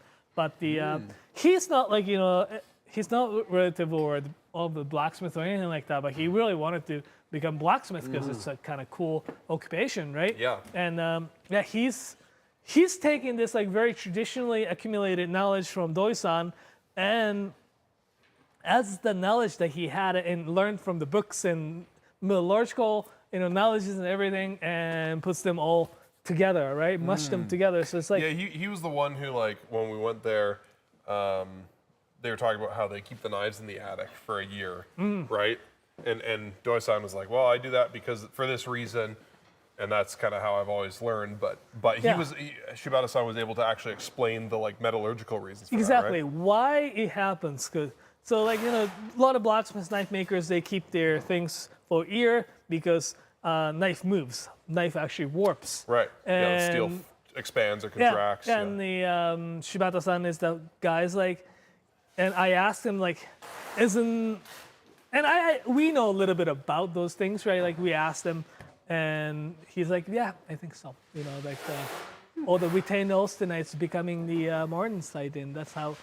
Yeah, Cool. that's those kind of fun stuff. So these are great selection of the 210. We'll still have a great selection of 210 Gyutos. One thing I was going to mention, if you are more on the beginner level of, you know, your journey into the knife world, Naoto was talking about the taper a bit, and that just means the knife gets thinner, starts out thick and gets thinner as you go down the blade, or starts out thick up here at the spine and gets thinner towards the edge. So knives tend to taper in 2 to 3 ways, often from back to front, from top to edge, or diagonally from up here at the tang down to the tip there. And so what that means is your front end is a little more thin and precise and delicate, and the back end is a little thicker and more robust. And if you ever do have a beginner question, if we said a word and it's not a regular word in the English language, and you want us to break it down for you, just let us know. Nolan H is it's saying, Nolan. hey, Who's that guy? who's that guy? I thought he's supposed to be working or something. He's taking a bathroom break so he can watch our live stream. K-tip Kiritsuke is the one that, Oh, no. sorry. I'm being too efficient here. So, It's clearly the end of the week. so since asking for the Federico Federico. Hey, I know that name. K-tip Kiritsuke, we don't have that many, 270, like not that many, but we do have a few. So the K-tip is this, it's called a Kiritsuke tip, this like angular cut-off tip there. And they're very popular these days, and so traditionally it was only on the, 1 or 2 shapes of knives, but they're starting to pop up on Tsujihikis, slicing knives. So and these are petty knives 270s. That's a little bit of everything. 255, I think. This guy? Yeah. So that Oh, was like 225? 255. Oh, that's the 255. Cool. Yeah. So these are 255 in length. It's kind of similar, slightly longer than 240 for sure. Yeah. It's the Nigara, the SG2 Damascus, as well as the SG2 Kurochi Tsuchime. This is the one that we just got in about like 4 hours ago now. Yeah, what time is it? 3:30? Yeah, so they just showed up. These just showed up at like 11:30 Yeah. today. So we have the Yukurosaki Senko. And all the Senko knives, they all have this kind of Kiritsuke tip to it, Yeah, right? it's a really good looking line. You're starting to see blacksmiths do full lines of knives with Kiritsuke tips, like the Masashi Kokuen is like that, Yeah. the Senko. So these two Yukurosakis are This guy. 980 Canadian, and this one here is 960, and the 710. So a Tsujihiki is just a carving knife. It's a slicing knife, right? And so for me, when I'm carving a piece of meat, it's almost always a special occasion. Maybe it's a dinner party, maybe it's a holiday, maybe it's just the fact that I spent all day smoking a brisket, but it's a special occasion one way or the other. And so for me, a Tsujihiki should be a pretty knife. It should be a showpiece that you break out for those special occasions, and you kind of make a show and an event of it. Because it's going to really add to that experience. And when you spend all that time and money preparing a large piece of meat, you want a pretty knife. You don't want to just like butcher it with something that's not sharp. So this is what I would go with. I think I want to go for one of those 300 mil Nigara Sakimaru? Sakimaru, Yeah. or the. I know this isn't what we're talking about, but because you are cutting meat, it is more reasonable to get a carbon steel knife because meat is not particularly acidic, and so it won't oxidize a carbon steel knife the way an onion will, or a lemon or a lime will. And so you could go for a carbon steel knife, and you won't regret it. So the Purse Tear is asking the recommend R2 or Ginsan steel Japanese knife for carving a large roast. These ones, Yes. boom. R2. It says SG2. It's the same as R2. Yeah. The Ginsan, we don't have that many Ginsan Goddamn. actually. Is it time to spin the wheel? Everybody's ganging up on us. Man, why aren't any of these people Oh, working? Owen, Jesus. go back to work. Aren't y'all supposed to be at work right now? All right. This wheel was only supposed to be for Monday, but here we go. Spin that wheel!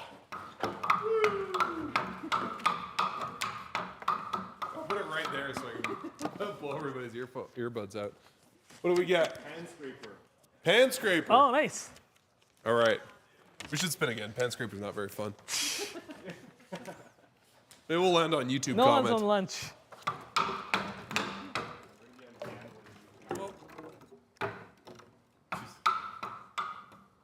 Free Cook's Notebook. Free Cook's Notebook. Okay. Okay, that's well, fine. I'll pick a random order tomorrow morning and That's throw a fine. Cook's Notebook in there. Yes. Well, we have some Ginsan thing there too, so just gonna show the little bit of like. Both are great. You know, like you can go for something like that Lowe's Fancy. You could go for something like Tsunehisa Ginsan, Nijushichi. This is great.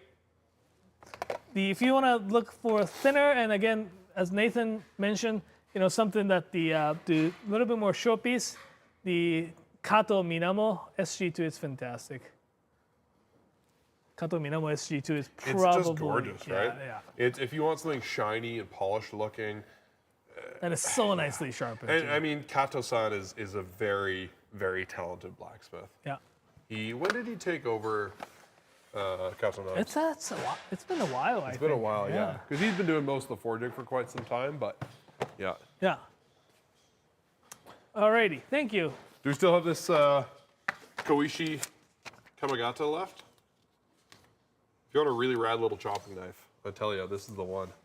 Speaking of petty knives with knuckle clearance. Oh, hey, a petty knife with knuckle clearance. Yeah, petty knives tend not to have knuckle clearance, so you usually want to go for something with a taller blade. That means you can't really use them in your hand, but this is a Kamagata, which would be a perfect candidate, or a Kobunka. Some of them are a little on the taller side, and that would be a good choice too. Okay. All right, So someone is asking. I'm just gonna go Okay, find any some more of petty- those. But yeah, why don't we talk knuckle about those in the meantime? The Ajikataya versus a Wakui is the question that came up. So we can talk about that. Sorry, I'm looking for it. Okay. Well, it really depends on the. Both learned very similar techniques from the like same region, right? The Ajikataya Santoku. I just brought this one here, white carbon steel, no stainless with tsuchime. Since we don't have the Satoshi Nakagawa Santoku here, I just brought the Nakiri as a similar kind of comparison. The Satohiro Wakui knives that we carry, we ask to finish with this really nice Polish finish. So it is thinner and it glides slightly better than the Ajikataya. By mean that it doesn't mean Ajikataya one doesn't slide better, but because that the bevel here, it's slightly thicker here. So when you're cutting into the carrots, you will definitely see the difference. This Wakui-san's knife slide much nicer because it's like all polished. On the flip side, I feel like kind of what I learned from that like food separation video that I did. Yeah. I feel like the Mutsumi will release food. Yeah. So if you find food sticks to your knife a lot Yeah. and that bugs you, And more robust too. Like the feel of the Muchan's knife is a lot more robust. yeah, than it's definitely the, a more confident. Yeah, exactly. it. It's Let's see, I haven't seen. Oh yeah, these Wakuis are definitely on the thinner side these Right? days. Yeah, these definitely seem different from the first few that we got from him. so it's got really nice feel to it. I think the answer is both. Because they're pretty different. That's the problem you end up running into is that each blacksmith is unique and there's not necessarily a, one's not better than the other. And so you Yeah, end exactly, up just kind right? of wanting a knife or two or three from each blacksmith so you can, pick one based on the mood you're in or what you're cooking or cutting. Just bought a Shizu Hamono Gen Gyuto. Oh, nice. Oh, the Shizu Gen's great. It's Yeah, it's it's good like looking. good looking, Yeah. really well made, Low maintenance, easy to take care of. and it cuts really good too. Yeah. Nice. So a minute ago we had a question about petty knives with knuckle clearance. Somebody said I think they have a 6 or so inch knife. 6-inch utility with a heptagon handle. Oh, the Seki Kanetsugu. Said, yeah, so the... hate using it because my knuckle scrapes. These might be better. I'm kind of drawing a blank on the Seki Kanetsugu utility, but I seem to remember it being pretty narrow. So I mean, if you're looking to like full on rock chop with this guy, unless you get really tiny hands, I think this is probably going to be a little too short, and you would probably want to go for something like. I guess let us know why you want a petty knife. If it's just the shorter blade that you want, you know, I see bartending is in your name. So if you want a knife for the bar, where your knuckles aren't going to run into the cutting board, this Kamagata could be a good choice, or any Kamagata really.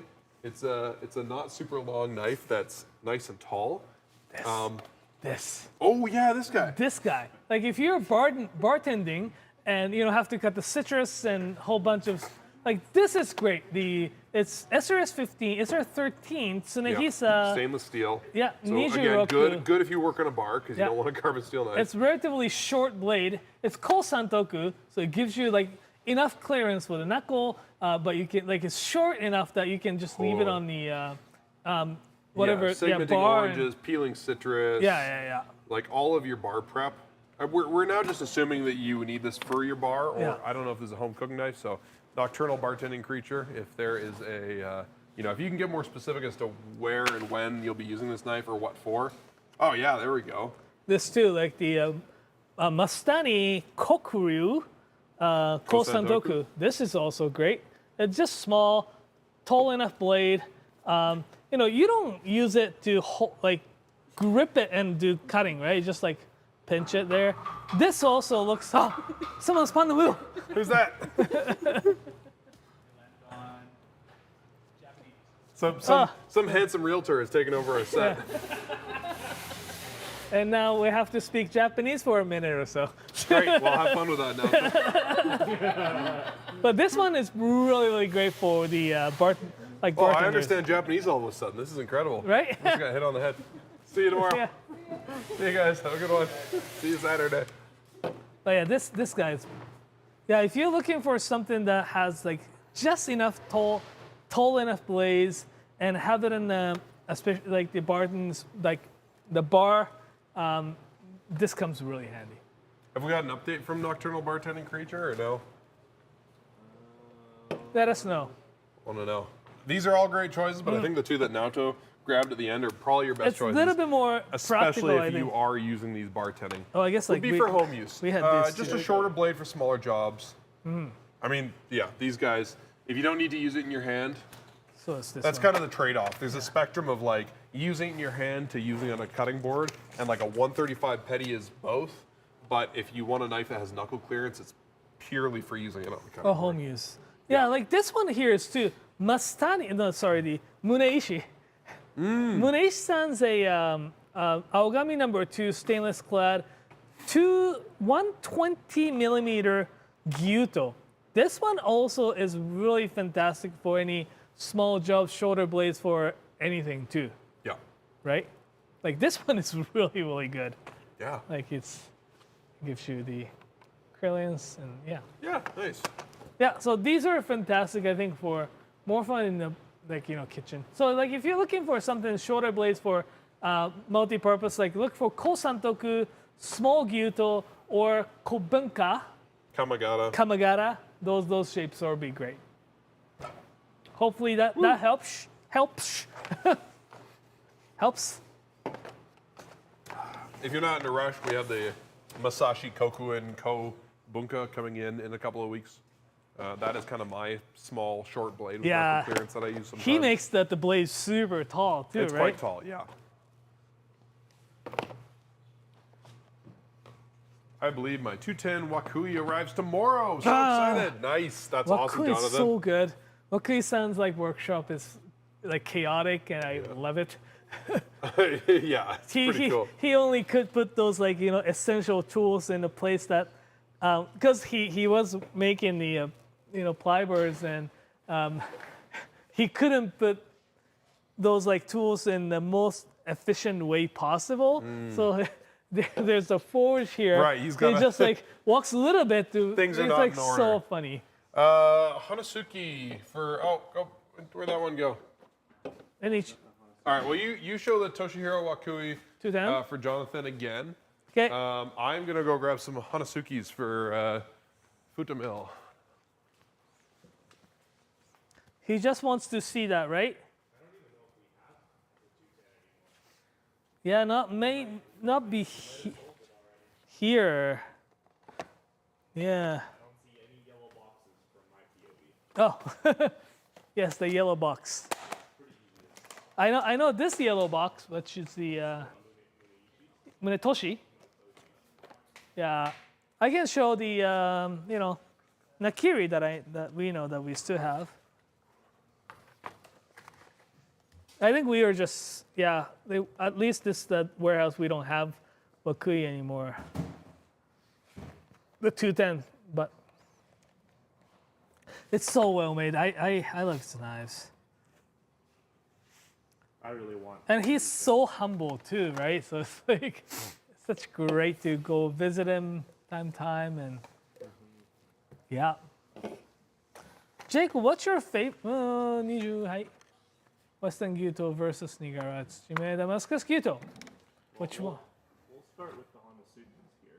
Okay. We've got Nathan here with his Hanasukis, so let's do that. All right. We This had a- guy We had a Moritaka here too somewhere. is the Fujimoto Hammer Tone. We don't have a lot of Hanasukis in the garage sale. Do we still have a Moritaka over here? Because I thought we had a I was looking for one Moritaka. and I couldn't find it, but if we do, I'd love to show that off. So this is one of my favorite Hanasukis. Hanasuki, for those who don't know, is a Japanese poultry knife. Typically, it's characterized by a thick spine, this kind of triangular shape, sometimes it's like more cut off Kiritsuke style tip, bit of a taller heel. Usually the knife's a bit thicker back here for cutting through cartilage and small bones, and a little thinner up here for precise work. And so I like the hammer tone because it's, it's low maintenance, easy to take care of. Steel doesn't oxidize easily. It's beautiful. That's one of my favorite reasons. It's really, really sharp, but not too delicate. Usually with Japanese knives, you don't want to cut around bones or even through them. And with this, you can cut through like rib bones and that kind of thing. So the Fujimoto hammer tone would be one of my top picks. My there other top something that pick I is the should be pick- Moritaka Is there Ishime. anything that I should be picking up? It's just a stunning knife. Like the Moritakas, as we've been saying all day, are just a really, really fantastic maker. Family-run business for 700 plus years. Really thick here along the spine, which translates to more steel behind the edge, making it more durable. Again, just a beautiful, beautiful knife. If you want something really fancy, this is a Nigara Hamono, custom handle. This guy's really thick, really tough. Nice, beautiful, polished mirror on the spine there, and up behind the blade, this area called the choil, which means it's going to be really smooth when you got your fingers up against it. Thick blade, pretty robust and stunning turquoise handle there. And then the Misono, this guy is called a Hanasuki Maru, which is just a bit of a different shape. Still works great for basic chicken butchery, deboning chicken legs, like you said in your comment there. But also good if you're going to get into trimming a larger piece of meat, like a brisket. Also good if you are breaking down a whole carcass or a side of pork. You hunt and you need to break down a hanging carcass. Really, really nice for that. So those would be my top picks. These guys would probably be my top two of the bunch. Oh no, Naoto. What the fuck are you doing? Okay, good. Whew. Yeah. I thought that was the 240 Kiritsuke. I was worried. No. Someone wants to know the Futa mill. No, that was the boning. And any social BY is asking the Tsunehisa 22 AS Croci Nishiji Western Gyuto versus Nigara VG Tensujime Damascus Gyuto. Which one would we recommend? So here, I brought these two. Those are quite different different knives. One, Tsunehisa, again, as you probably know, these are on sale right now, 20% off, great deal. Super blue carbon steel core, stainless steel on the outside. It's got the more traditional European style handle. It's a little bit heavier on the side, where the Nigara 210, it's the VG10 stainless steel, easy to care for. It's got beautiful hammer pattern as well as the Damascus finish. More traditional Japanese handle to it. It's much lighter. These two are side by side. It's really hard to compare because these are totally different steel, right? A different knife, right? If I were to choose one without really thinking, like my personal preference is the Nigara. A few reasons. One, I love lighter knives, so that it's so much lighter. It's a little bit thinner, thinner behind the edge, and as well as so robust. As well, I like these guys as a little bit taller blade. If you compare these two, this Tsunehisa is slightly shallower than the Nigara. So, and the advantage of this Tsunehisa AS/stainless is that because of the Aogami Super, it keeps the edge slightly longer than this VG10 counterpart. So that's something to consider, but it is really a personal thing. But I personally like if I were to compare these two, which one? I was thinking like VG10, like this is, I love the height. I love the height. I love the carve. I love I love the thinner blades, like the lighter blades too, right? So yeah. As far as the look and the feel goes, like this guy is my pick for sure. But edge retention, obviously, this one's gonna last longer. But and a social BY, if you are the kind of person who likes the more traditional European feel with bit heavier blade, go for this guy. Yeah. I would go personally for the Nigara. That would be my choice. That's but my like choice, Nato said, if you want a weightier knife, definitely go for the Tsunehisa. Yeah, exactly. So that's our take. Yeah. Okay.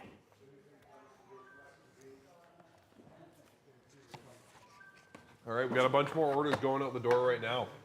Oh, what up with cobalt steel? Aaron Reed is asking. So Cobalt Special. We have a knife from Myojin Riki. More actually the Myojin-san. The Myojin Riki is the company that he belongs to. Mm-hmm. His father is the head of Myojin Riki. Okay. And Naohito Myojin-san is he's the second in line, right? Like he's probably going to. But this particular one, I think we shouldn't change the name because it says Myojin Riki on the box. Right. So that's why I put Myojin Riki. Oh, okay, yeah. But the matter of the fact is that this one here is it's actually Naohito Saku, which is basically means made by Naohito Myojin. Yeah. Anyways, Cobalt Special it's like equivalent to the VG10. Okay. Slightly more cobalt than VG10. And what does cobalt do to the steel? I think it creates the evener, like stronger matrix, which is just basically. Kind of like the crystalline structure of the steel, right? It's like it aligns them, yeah. Yeah. But it's very similar. I don't think there is like biggest difference for it does not make. So it's not like difference between VG10 and ZDP. Right, like right. it's a very minor difference. There's like cluster gotcha. of like steels that's like kind of categorizes in the kind of same group, right? Right. There's VG10, there's AUS10. AUS8 is slightly softer. Yeah. There's AUS10 for the hardness. Probably SLD probably sits on the same kind of hardness category. Although SLD I found is slightly easier to sharpen. VG10 I found it slides and doesn't bite into the stone as well as some other resistant to the steel. wear. Yeah, exactly. But the Cobalt Special sits in very similar range to those.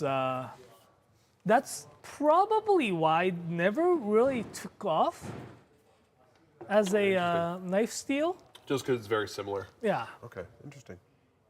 Cool. I think. But it's still fantastic steel, Yeah. right? Yeah. Well, we done? We clear all the questions. Well, thanks everybody Well, thanks who for everybody. tuned in this week and just hung out and asked questions. And, if you did get a knife this week or multiple knives, thank you so much for your support. Thank you even just for the support of tuning in and, subscribing watching. to the channel and stuff, because it means a lot. This is, very important to us, and we spend a lot of time making these videos, and we really appreciate you supporting them, as well as obviously supporting Knifewear. Yeah. The garage sale, as you probably know, because I've said it a million times today, is still going on. It's a great time to get a new knife for yourself or for somebody else. We have knives that are great deals. We have knives that are just new and exciting to us. Lots of rare stuff left over still. And as well as some smokin discounts on some refurbished knives. So you can shop online or in Toronto, Ottawa, Calgary, Edmonton, Vancouver. If you're shopping online, it's knifewear.com. There should be a link in the description. Sale runs until 6 p.m. in store on Monday, May 20th, or midnight online. So, yeah. Cool. Well, thanks guys for watching it. And Yeah, thank you. yeah, we enjoy answering questions. Like, this is a great opportunity, right? To be able to answer questions that comes directly. And Yeah, now Naoto and I both worked in the Knifewear store in Calgary for a long time, and for us, a big part of helping somebody choose a knife is asking questions and answering questions and just having a conversation. And that's harder to do online, and so we try to exactly. provide that experience to you however we can. If you don't live in one of the cities where we have a store, or you're not able to make it into one of our stores, then we're here to help in other ways. So if if you're watching this video in the future, or you just don't have any questions that come to mind right now, you can always message us on our website. We have a little chat function that usually is running during business hours and sometimes on the weekends, or you can shoot us an email, hello@knifewear.com, or leave a comment on this video, DM us on Instagram, really anywhere, and we'll get back to you. So we're always happy to help you so that you find the perfect knife for you.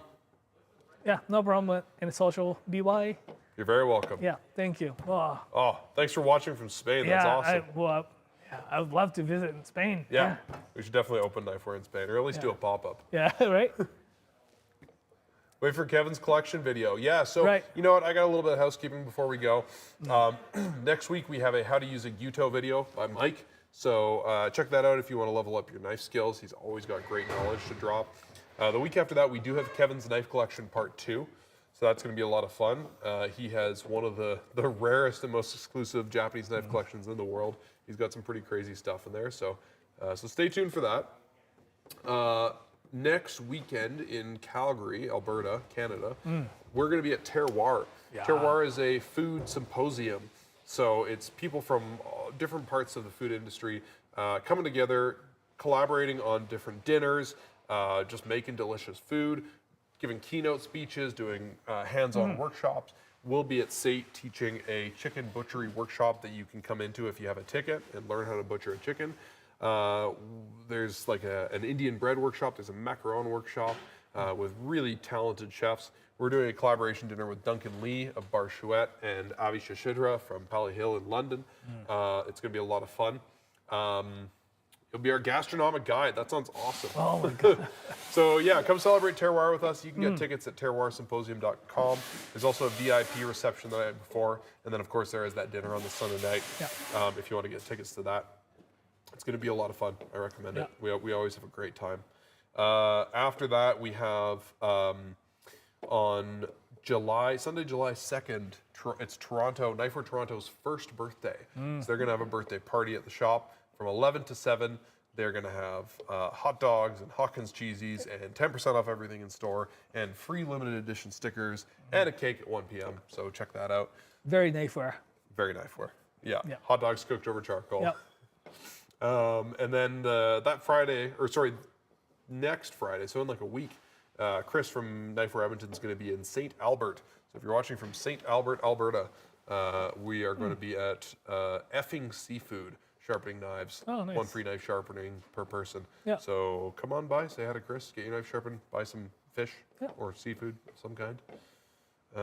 And then, just stay tuned over the summer because we've got some really cool hand-forged we got pans coming. And also takedas. we have takedas. We are going to have some guests from the Goyo Shizawa-san is coming to visit us in Canada. Yeah, most of the Knifewear stores should get a visit from a knife maker of some kind in the summer, right? We like to.